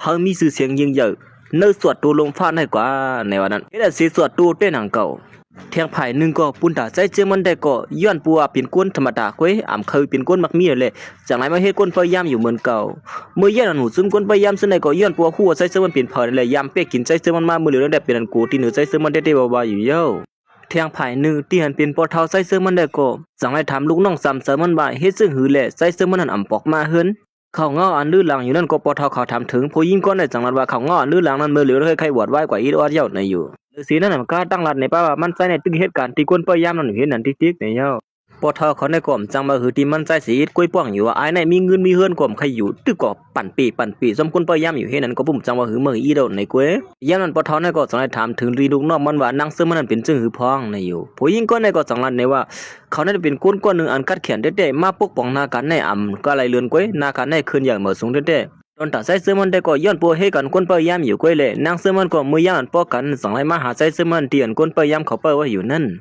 นางเสื้อมันก็สั่งไล่มาลัดในมันใส่ลองอันมันนั่งปกป้องนาการใหญ่กว่านั้นคนเขามาห่มนาการก็ตั้งนำตั้งหลายนำตัวนั่นได้ไล่สะป้อมใครลอยหือสีอีเดียวในดูเขาย่านั้นใส่เสื้อมันก็สั่งว่าเขาปบ่อยเยอะสุดมันดึงกัดเขียนเน่เขาย่านั้นนางเสื้อมันสั่งถามว่าตอนใจเสื้อมันเฮ็ดใจนั่นคุณใจตัวเตะเขาหู้นั่นเป็นหือห่าในอยู่เขาย่านั้นมันใส่ก็สั่งว่าสร้างที่กุยสังเฮาในเอาน่ะมันใส่ก็สั่งว่าชูบนว่าเฮาในเป็นตัวปลอมเหมือนซึ่งหนังอันเพิ่นว่านั่นก้อยเยอะแน่ที่เตะมันเฮาได้มันจะซึ่งนั้นก้อยสุเคยว่าซึ่งหือนั้นบ่ทันว่านั้นเขายันมันใส่ก็สั่งในรัดในนางซึ่งมันลองตั้งมันเป็นซึ่งหือเลยมันใส่ในอ่ำเสือเป็นตัวปลอมเหมือนซึ่งหนังอันเปิ้นละนั้นมันใส่ในเป็นลันใส่เตะปอเทาหลวงนั่นกำเหลียวเยาวในอยู่ปอเทาก็นั่นเขาเป็นปอเทาเฮานะเมื่อเตมันก็ห้างเตลัดในสู่อยู่หนังเก่าก้วยการนาการที่ในเมืองในกวนหนอนเนื้อนำหนาละเฮาเลยสั่งเสียงซีมันนั่นยิงหนักแต่มันเยาวนางซึ่งมันก็เลยสลับมีสังที่เหนือมันใส่มันนางก็สั่งนัดว่าเฮาก็สัมปทางเธอมาอยู่เยาหนังเก่าก้นตัวปอมีสังแลตีเฮ็ดเลยบ่เป็นดันในถึงที่เฮาลุงน้องซ้ำเสริมมาซอยนาการเฮาเลยซึ่งหือสังว่าป้อมเป็นซึ่งนั้นเต้ๆในลองซึ่งในนั้นสุดดึงที่เฮ็ดอำไรหรอยันผู้ซึ่งนั้นเฮาก็ตื่นอยู่ยามบ่อยู่เยาว่าสุในเว้นปิ่นบ่เร่งหลงเอาเขายันนั้นมันใส่ก็สั่งให้ถามนางซึ่งมันว่าส่งสู่สลามเฮามื้อเลยฮู้ซึ่งในเยาในนั้นนางซึ่งมันจังรัดว่าเฮาซ้ำติได้สลามสู่ยันผู้สังลาลองสู่เฮ็ดอยู่ตั้งเสียงตั้งหมดในก็มันซ้ำติมาตึกคืออีสังเฮาแทงลองนึงสู่ซ้ำไปจ่อยแถมเฮาบ่เป็นดันในอ๋อลองอันสุรัดว่าลองบ่เท่าสู่ใครเป็นนั่นเป็นอีสังลัดในเฮา2ไล่ตีเตมันก็ลองอันบ่เท่าใครเป็นนั่นได้ก็เขามันใจเอามีเอานางซึ่งมันได้เมื่อเฮ็ดเป็นมีนอนกว่ามันว่านั่นน่ะนะมันใจก็ติเขาลัดออกซ้ำดีอายไว้เลยก็อ้าอยู่เฮ็ดนั้นมันใจก็ลัดว่าบ่เท่าของห้องนางซึ่งมันมื้อกินข้าวซ้อมในอยู่นางซึ่งมันจังว่าเฮ้อมื้อดีเฮิรนสู่เพราะฉะนั้นเฮาซ้ำมื้อได้เนื้อปุนพรอีสังขลาบ่ทันวันนั้นมันใจก็เขาลัดออกอยู่นังเก่าว่าปุนพรก็หักก้อยกับมันใจทำลีอายแหละจังลัดเพิ่นมาว่าสังติเบียนคือสังละย้อนเพื่อศูนย์ให้เป็นผู้ป้องกันโครงการเตียนเฮายุกยองปันศูนย์นั่นยิงนะตำรวจเป็นปูนพรผู้ป้องกันนั่นยิงในเย้าตอนตานางเสือมันก็ขงินมันใส่ละดอกมาว่าปูนพรก็หักนังเก่าก้อยกับมันสำลัดออกมานางเสือมันก็สำเฮาลัดเฮ็ดไหนเนี่ยเขานั่นก็เขาอย่างนั้นเขานั่งสองก็ลัดพัดกว่าลัดพัดมาอยู่เฮ็ดนั่นติ๊กๆก้อยซึ่งมันสังนัดว่ามือกว่ามือเลยบ่ทันว่านั้นก็สู่เข้าย่ำหนังนั้นนั่นก้อยหนังเก่าสังไลตัดมาดีผู้หญิงก้อนเพิ่นติ๊กเตียงเฮาไข่ตูนั่นต้นตาผู้หญิงก็ได้ก็ตั้งขี้ตั้งผ่านและตั้งตุกตะค่าได้ซ้ำป้อมและย้อนเผอสีอีเดียวย่ำหนังนั้นแต่เขาย่านหนังนั้นนั่นก้อยหนังเก่ามันนางก็สังไลหันมีดอันว่างอยู่ดีเนื้อเพิ่นมันนางก็ห้วนไหลลอกไหลอันหนึ่งเหมือนผู้ให้อำด้านฟากตัวนั่นแหละมันนางตีอันเอาตัวรอดจึงหือในนั้นเขาเปิดมาตุ้ยซ้ำกันแทงคาโนผู้หญิงก็ในย้อนปัวผัวมันถูกหนีเปิ้นมาแล้วมันเลยเอามันนางมาขายปันผู้ให้เขาเสมันนางไม่ขายตัวหยอเงินไหนเฮาเมื่อย่นั้นมันนางก็สังไลหันเป็นผู้ให้เขานั้นลืมตัวเลยสังไลหันแม่นมีดอันตำว่างอยู่นั่นมันนางก็สังไลเอ็นอันเอาตัวมันนางรอด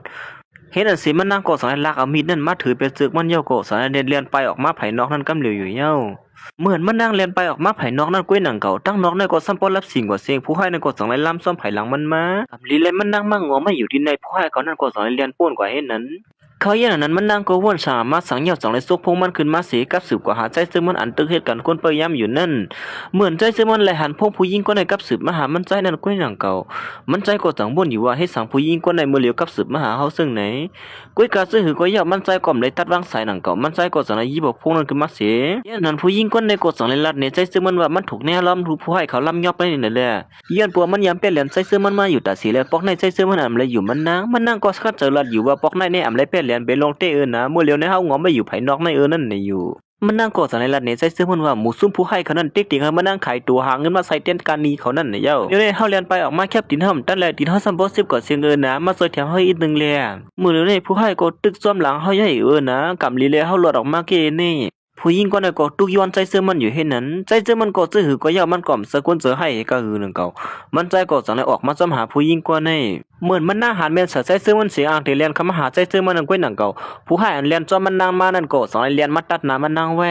ยามนั้นใจซื้อมันก็สายเรียนเข้ามาหาไอ้ผู้ชายเขาซื้อในก็อ้างตีมังใจซื้อมันอยู่หนังเก่าอย่างนั้นเทก็เขาอย่างนั้นใจซื้อมันสั่งให้ถามไอ้หมูซุ่มเขาซื้อในว่าเขาถูกนี่สู้ก็เหือแล้วทั้งมาแหละโอ้ถูก5 ล้านก็อย่างก่อนนำไม่ก็หืออย่างนั้นใจซื้อมันก็สั่งให้โจ้การเงินดีเนอร์ทอมมันสิยืนบนไอ้หมูซุ่มเขาซื้อในเขาออกกว่าที่ในกำเหลียวอย่าไปมาหาหลอกสู้ยุงผู้หญิงก็ในเทียงในเย้าเมื่อไอ้หมูซุ่มเขาซื้อในไรเงินเย้าก็สั่งให้ยอมออกกว่าที่ในดีๆอยู่งามๆอยู่เย้าเขาอย่างนั้นผู้หญิงก็ในก็สั่งให้การเข้ามาหาใจซื้อมันเสียย้อนหลีขึ้นใจซื้อมันเฮาใจซื้อมันหับมันนั่งก็อยู่จ้อมในอยู่กวยกะใจซื้อมันมาซอยแถมมันปอกในอ่ำซื้อว่าใครห้องมันนั่งก็อยู่จ้อมเฮามาซอยเสียมสูในห้ำใครห้องสูงกว่าเลยมือเหลือได้ใครกว้างแล้วก็กว่าอย่ามันนี่นาก็กาหน้าตามบ่เดียงเฮ็ดอันสิมันใส่ก็สั่งไล่ไปออกกว่าอยู่เย้าย้อนปัวมันใส่หลัวนั่งซื้อมันมาเหล่ปูเขานั่นน่ะนะนั่งซื้อมันก็มูฮอดมาถึงที่นั่นปีนั้นเจอตื่นเต้นน่ะอัลลาย้อนปัวปู่ใจซื้อมันเป็นคนจื้อเสียงเยอะในแลมาฮอดถึงที่ในสักซื้อโคซึ่งในแต่กูบนสร้างเว้าในเย้ากำหนึ่งปทว่าเฮาในไม่ลองอยากสิในโยอย่าไปเสือลงซึ่งนั้นปทในเป็นคนไงดีๆเกสวมหลุดเสือตื่นเต้นอีสังเข้ามือละกวยกะมานั่งก็ตึกเสือตื่นเต้นอยู่เฮ็ดนั้นเสเขาทั้งสองก็สลายฮอดมาถึงเดียนปทใส่เสื้อมันอยู่ไว้อยู่นั่นอ๋อหมอสุงค่าปทในเด็กก็คนนั้นคักดีกับสืบปทเขาเนี่ยอ๋อหมอสุงค่าปทอยู่ดีกินหวานคั่นเนาะเบิ่กับอยู่ดีไอ้มานั่งกันในคั่นแหละมั้งอ๋อในได้เป็นโคตรตอนอีค่ะมาตอนปทเขานะอ๋อเลี้ยวพอเท่านั้นก็สั่งในลาตินั่งซึ่งมันมาที่ในอย่าไปเสือตื่นเต้นน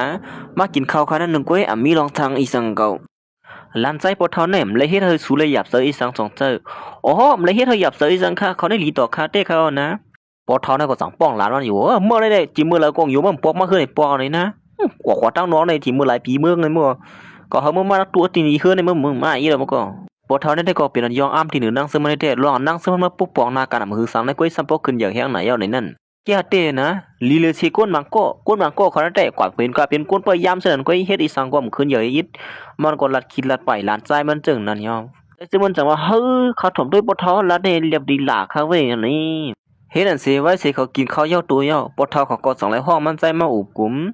กว่าแลเล่นดังนอกนั่นเปียงปัวหันเจอเย้าหนังก็โยลีปอกมาตีเฮิรนเสมาปุโรนาการปะเทากว่าละปะเทามื้อเลยปะเทาก็เทาหูก็บ่หักก้างก็บ่ใหญ่เนี่ย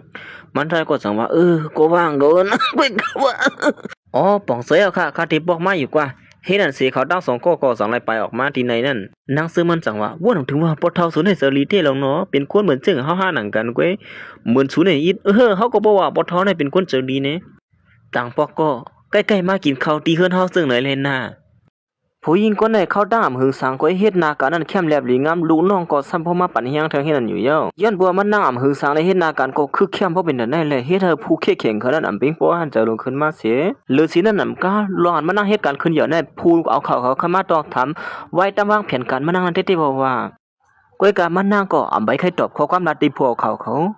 เมื่อเย้านั้นตอนตาผู้เข้แข็งนั้นเต้ก็ตามวางแผนการเขาตอนตาเฮ็ดให้มันนั่งยอมนาการนั้นกว่าไหนเอ้าเห็นนั่นเสหมู่ซุ่มเขาตั้งสองก้อนนั่นก็สั่งไล่ตามบางแผนการอันหนึ่งหลอนไปหลอกไปหลายนั่นอยู่เย้ายันเปิ้นซื่อนั่นแหละเมื่อพ่อมันนั่งอ้างแต่ล่วงการเสปอกมือเฮือนั่นก้วยหนังเก่าสามีก้นจุ่มหนึ่งฮอดมาถึงตีนในเสียมาเหี่ยวมันนั่งนั่นขึ้นก้ากว่ากำเหลียวอยู่เย้าย่านั้นเมื่อพ่อใจจะมันตึกเหตุการณ์อยู่นั่นก้วยหนังเก่าลูกน้องมันก็สั่งไล่กับสืบมาหามันใจว่านางเซิงมันนั่นถูกมีผู้ให้เขายอบถูกกว่าย่าหาไรกว่ามือเหลียวในนี่อยู่มันใจก็มือเลยฮู้ซื่อนั่นเป็นตกเสลงขึ้นมากำเหลียวเฮ้อว่าคือก้นนั่นเม็ดสูงก้นกว่าสมหาป้องยำตัวเหลียวเลยลูเฮ็ดอันเสมันใจก็สลายส่งเราเทียมขึ้นกว่าตั้งสูงนั่นเสด้วยสมหาที่อยู่นั่งซึ่งมันอยู่เศร้าไว้นั่นเมื่อยันนั้นไล่หันก้าผู้ให้เขานั้นลักเอานั่งซึ่งมันกว่าตั้งเมืองใต้ปฐมเพิ่นไหนแหละมันใจก็เป็นอันคึกคักหันเสือไว้อยู่หรือสินั่นมันก็ลูกน้องมันจังไปมาซับเลี้ยงนั่นในป่าแทงว่าหลวงนั่นนี่ตื่นมีกวนผู้ให้ลักยอบตัวกว่านั้นก็มีเผอไหนอ่ะปุ่มเสื้อผ้ายอบตัวก็เป็นเผอในเมื่อราลีวัดปีมื้อของเมื่อยันนั้นตอนตานั่งซึ่งมันได้ก็ถูกหมู่ซุ่มผู้ให้เขานั้นมายอบมัดจ่อไว้อยู่เฮ็ดไหนข้ายันนั้นไอ้ผู้ชายก็ในสังลาที่มันนั่งว่าสุอย่าไปกูนะเพราะสุพร้อมเสือจำเฮาง่ายอยู่แล้วเฮาก็มีเฮ็ดอีสังที่สูนังเก่าข้ายันนั้นตอนตาใจซึ่งมันเขาก็ฮอดมาถึงที่ในเหมือนกันใจซึ่งมันก็สั่งลูกน้องมันห่างแค้นกวนเฮาเยาตัวหลีงำแล้วน้องอย่ามันได้อย่าไปเฮานั่งซึ่งมันเลยเป็นสังไหนเยาโอ้ข้าบ่ได้เฮาเลี้ยงเร็วเปิดถึงอย่างไรมาดูเว้ยข้ายันนั้นตอนตาไอ้หมู่ซุ่มเขาจะได้ไปฮู้ตัวมันตึกเป๊กกินนั่งซึ่งมันอยู่เฮ็ดนั้นย่ำนั้นใจซึ่งมันก็สั่งเลยฮอดมาถึงที่ในกำเหลียวอยู่เยาตอนตาไอ้ผู้ให้ก็ในก็ปนมายอบจ่อเป็นเฮ็ดนั้นเฮ้ส่งสู้เปลี่ยนสังหือแน่ไอ้ในก็สั่งเลยย้อนน้องปั่นที่ใจเจอมันนั่นแค่ตัวปล่อยมันอาซักมันอีกนึงนี่อยู่คุยการร้องได้ใจเจอมันหือดีกว่าปล่อยมันอาซักมันง่ายๆล่ะนะใจเจอมันก็สั่งเลยขับขึงการเปลี่ยนที่นั่นเยอะลากคอมันออกกว่างยอบสูงห้องบริกรรมเหลียวโอ้ขับบ่ได้เฮาขับขึงการอำหาเฮามือสวยเฮ็ดนั่นเสนางเซินก็สั่งเลยมาลือเฮือลือเสืออยู่ที่เฮือนนี่เดี๋ยวได้กว่าได้เฮาเตรียมปานเฮาสุเลยทุกข้าขันจะเสนอเที่ยงเฮาว่า เหมือนปอเท้าใจซื้อมันเลยฮู้เขาว่านั่งซื้อมันถูกยากคูให้ก็ยอบกว่านั้นปีนำปิ้งป้อหันจะได้เจี๊ยบจะได้เร็วว่าสังนั้นเสียงพวกนั้นเพียวมวยไปใส่ซื้อคือเขานั้นกำเหลียวนี่เย้อเฮ็ดนั่นสิตอนตัดใจซื้อในนั่งซื้อมันก็สังนั้นมากินเกี่ยวกันอยู่เฮ็ดนั้นเขายันมันใจก็สังนั้นตัวออกมาสายคอมันนั่นสิลัดที่นั่งซื้อมันนั่นว่าเฮาเลยดังสูนี่เฮาบ่เคยเป็นไต้ก็ก่อนแท้ว่าเฮาเคยเป็นก็ฮักสูมาเอิ้นให้นะว่าเหลยสองสุดได้พร้อมซ้ำเฮาหือนางซื้อมันจังว่าเฮาอยู่ว่าสุ่มเตรียมหมอลัดความเขาได้ออกมาไหนนะขอความย้อนฮักอันว่านั่นน่ะเฮาตึ้นพร้อมเตอสู่เยอะหรอไหนมันนั่งก็จังได้เบียนกวาดใส่เจิงให้นั่นนี่เยอะก่อนเป็นปอทองก็เป็นอันปิ้งปอหันใส่แต่ว่าเหมือนลานใส่มันเลยมีหางหลีหางงามเลยมีเรื่องกัดจังไหนนั่นก็ถึงลานเปิ้ลก็ดีๆนะป้อเฮ็ดลานเปิ้ลก็เลยเปลี่ยนสังได้ก็ห้ามบ่ได้โอ้ปอทออย่าไปไม่เจอเขาหรอกลงในเขาได้นี่ตุ้ยถึงดีๆว่ามื้อนี้แก่ได้ไอ้นี่มึงปอทอก็สังละที่นั่งเสริมเนาะป้อเขาเฮ็ดได้สังไหนมาลัดนี่ปอทออะไรอยู่นะอ๋อเขาเฮ็ดได้สังถึงค่าเขาหรอเขาตำฮัดเฮ็ดก่อนเขาในเจ้าว่าด้วยราคาดีฮัดเฮ็ดค่าฮักเขาบ่เป็นแต่ในเลียก็ใครไล่ลานอ่อนนะในเขายันมันนั่งก่อสังไหนมาลัดอยู่ว่าเฮาบ่นำถึงว่าตัวสัตว์ป่านเฮาในเมื่อไหลเลือนป้นมานั่นหน้าเฮือนเฮาตึกตกเต็มอยู่หรือสินั่นนำกาก้นที่นั่นน่ะเฮือนเฮาก็ไปลือเฮาออกเฮือนแทนก่อนเสก้อยกะว่นำถึงว่าเขาย่ำหนังไหนเฮาสิไล่มาเป็นลานเปิ้มหาเศรษฐีหลวงลงซึ่งไหนแน่ยินส้มถึงสูเตียนะอันอยู่หิมข้างเฮามาอยู่ดาเสนั่นมันใจก็จังว่าเฮาตึ้นอยู่หิมข้างสูอยู่หรอเฮาตึ้นเตรียมปล่อยพาสู่บ่ตั้งเลยตั้งแต่บ้านเหมือนให้กว่าเฮาตั้งสองก็เตรียมผัดยันกันกว่าตั้งเลยในวันตั้งนั้นก็ตึ้นเตรียมผัดตัวถึงป้นเนียนจวนกว่าจำกันนั่นเยาเฮาก็เหมือนกันเยาว่าเฮ็ดนั่นเสียจื้อเฮาค่าก็เป็นอันชุดเยาวกว่าที่นายเฮาขาป้านกันสืบตัวเรื่องเสมอที่มันสิกำคาไม่ส่งแท้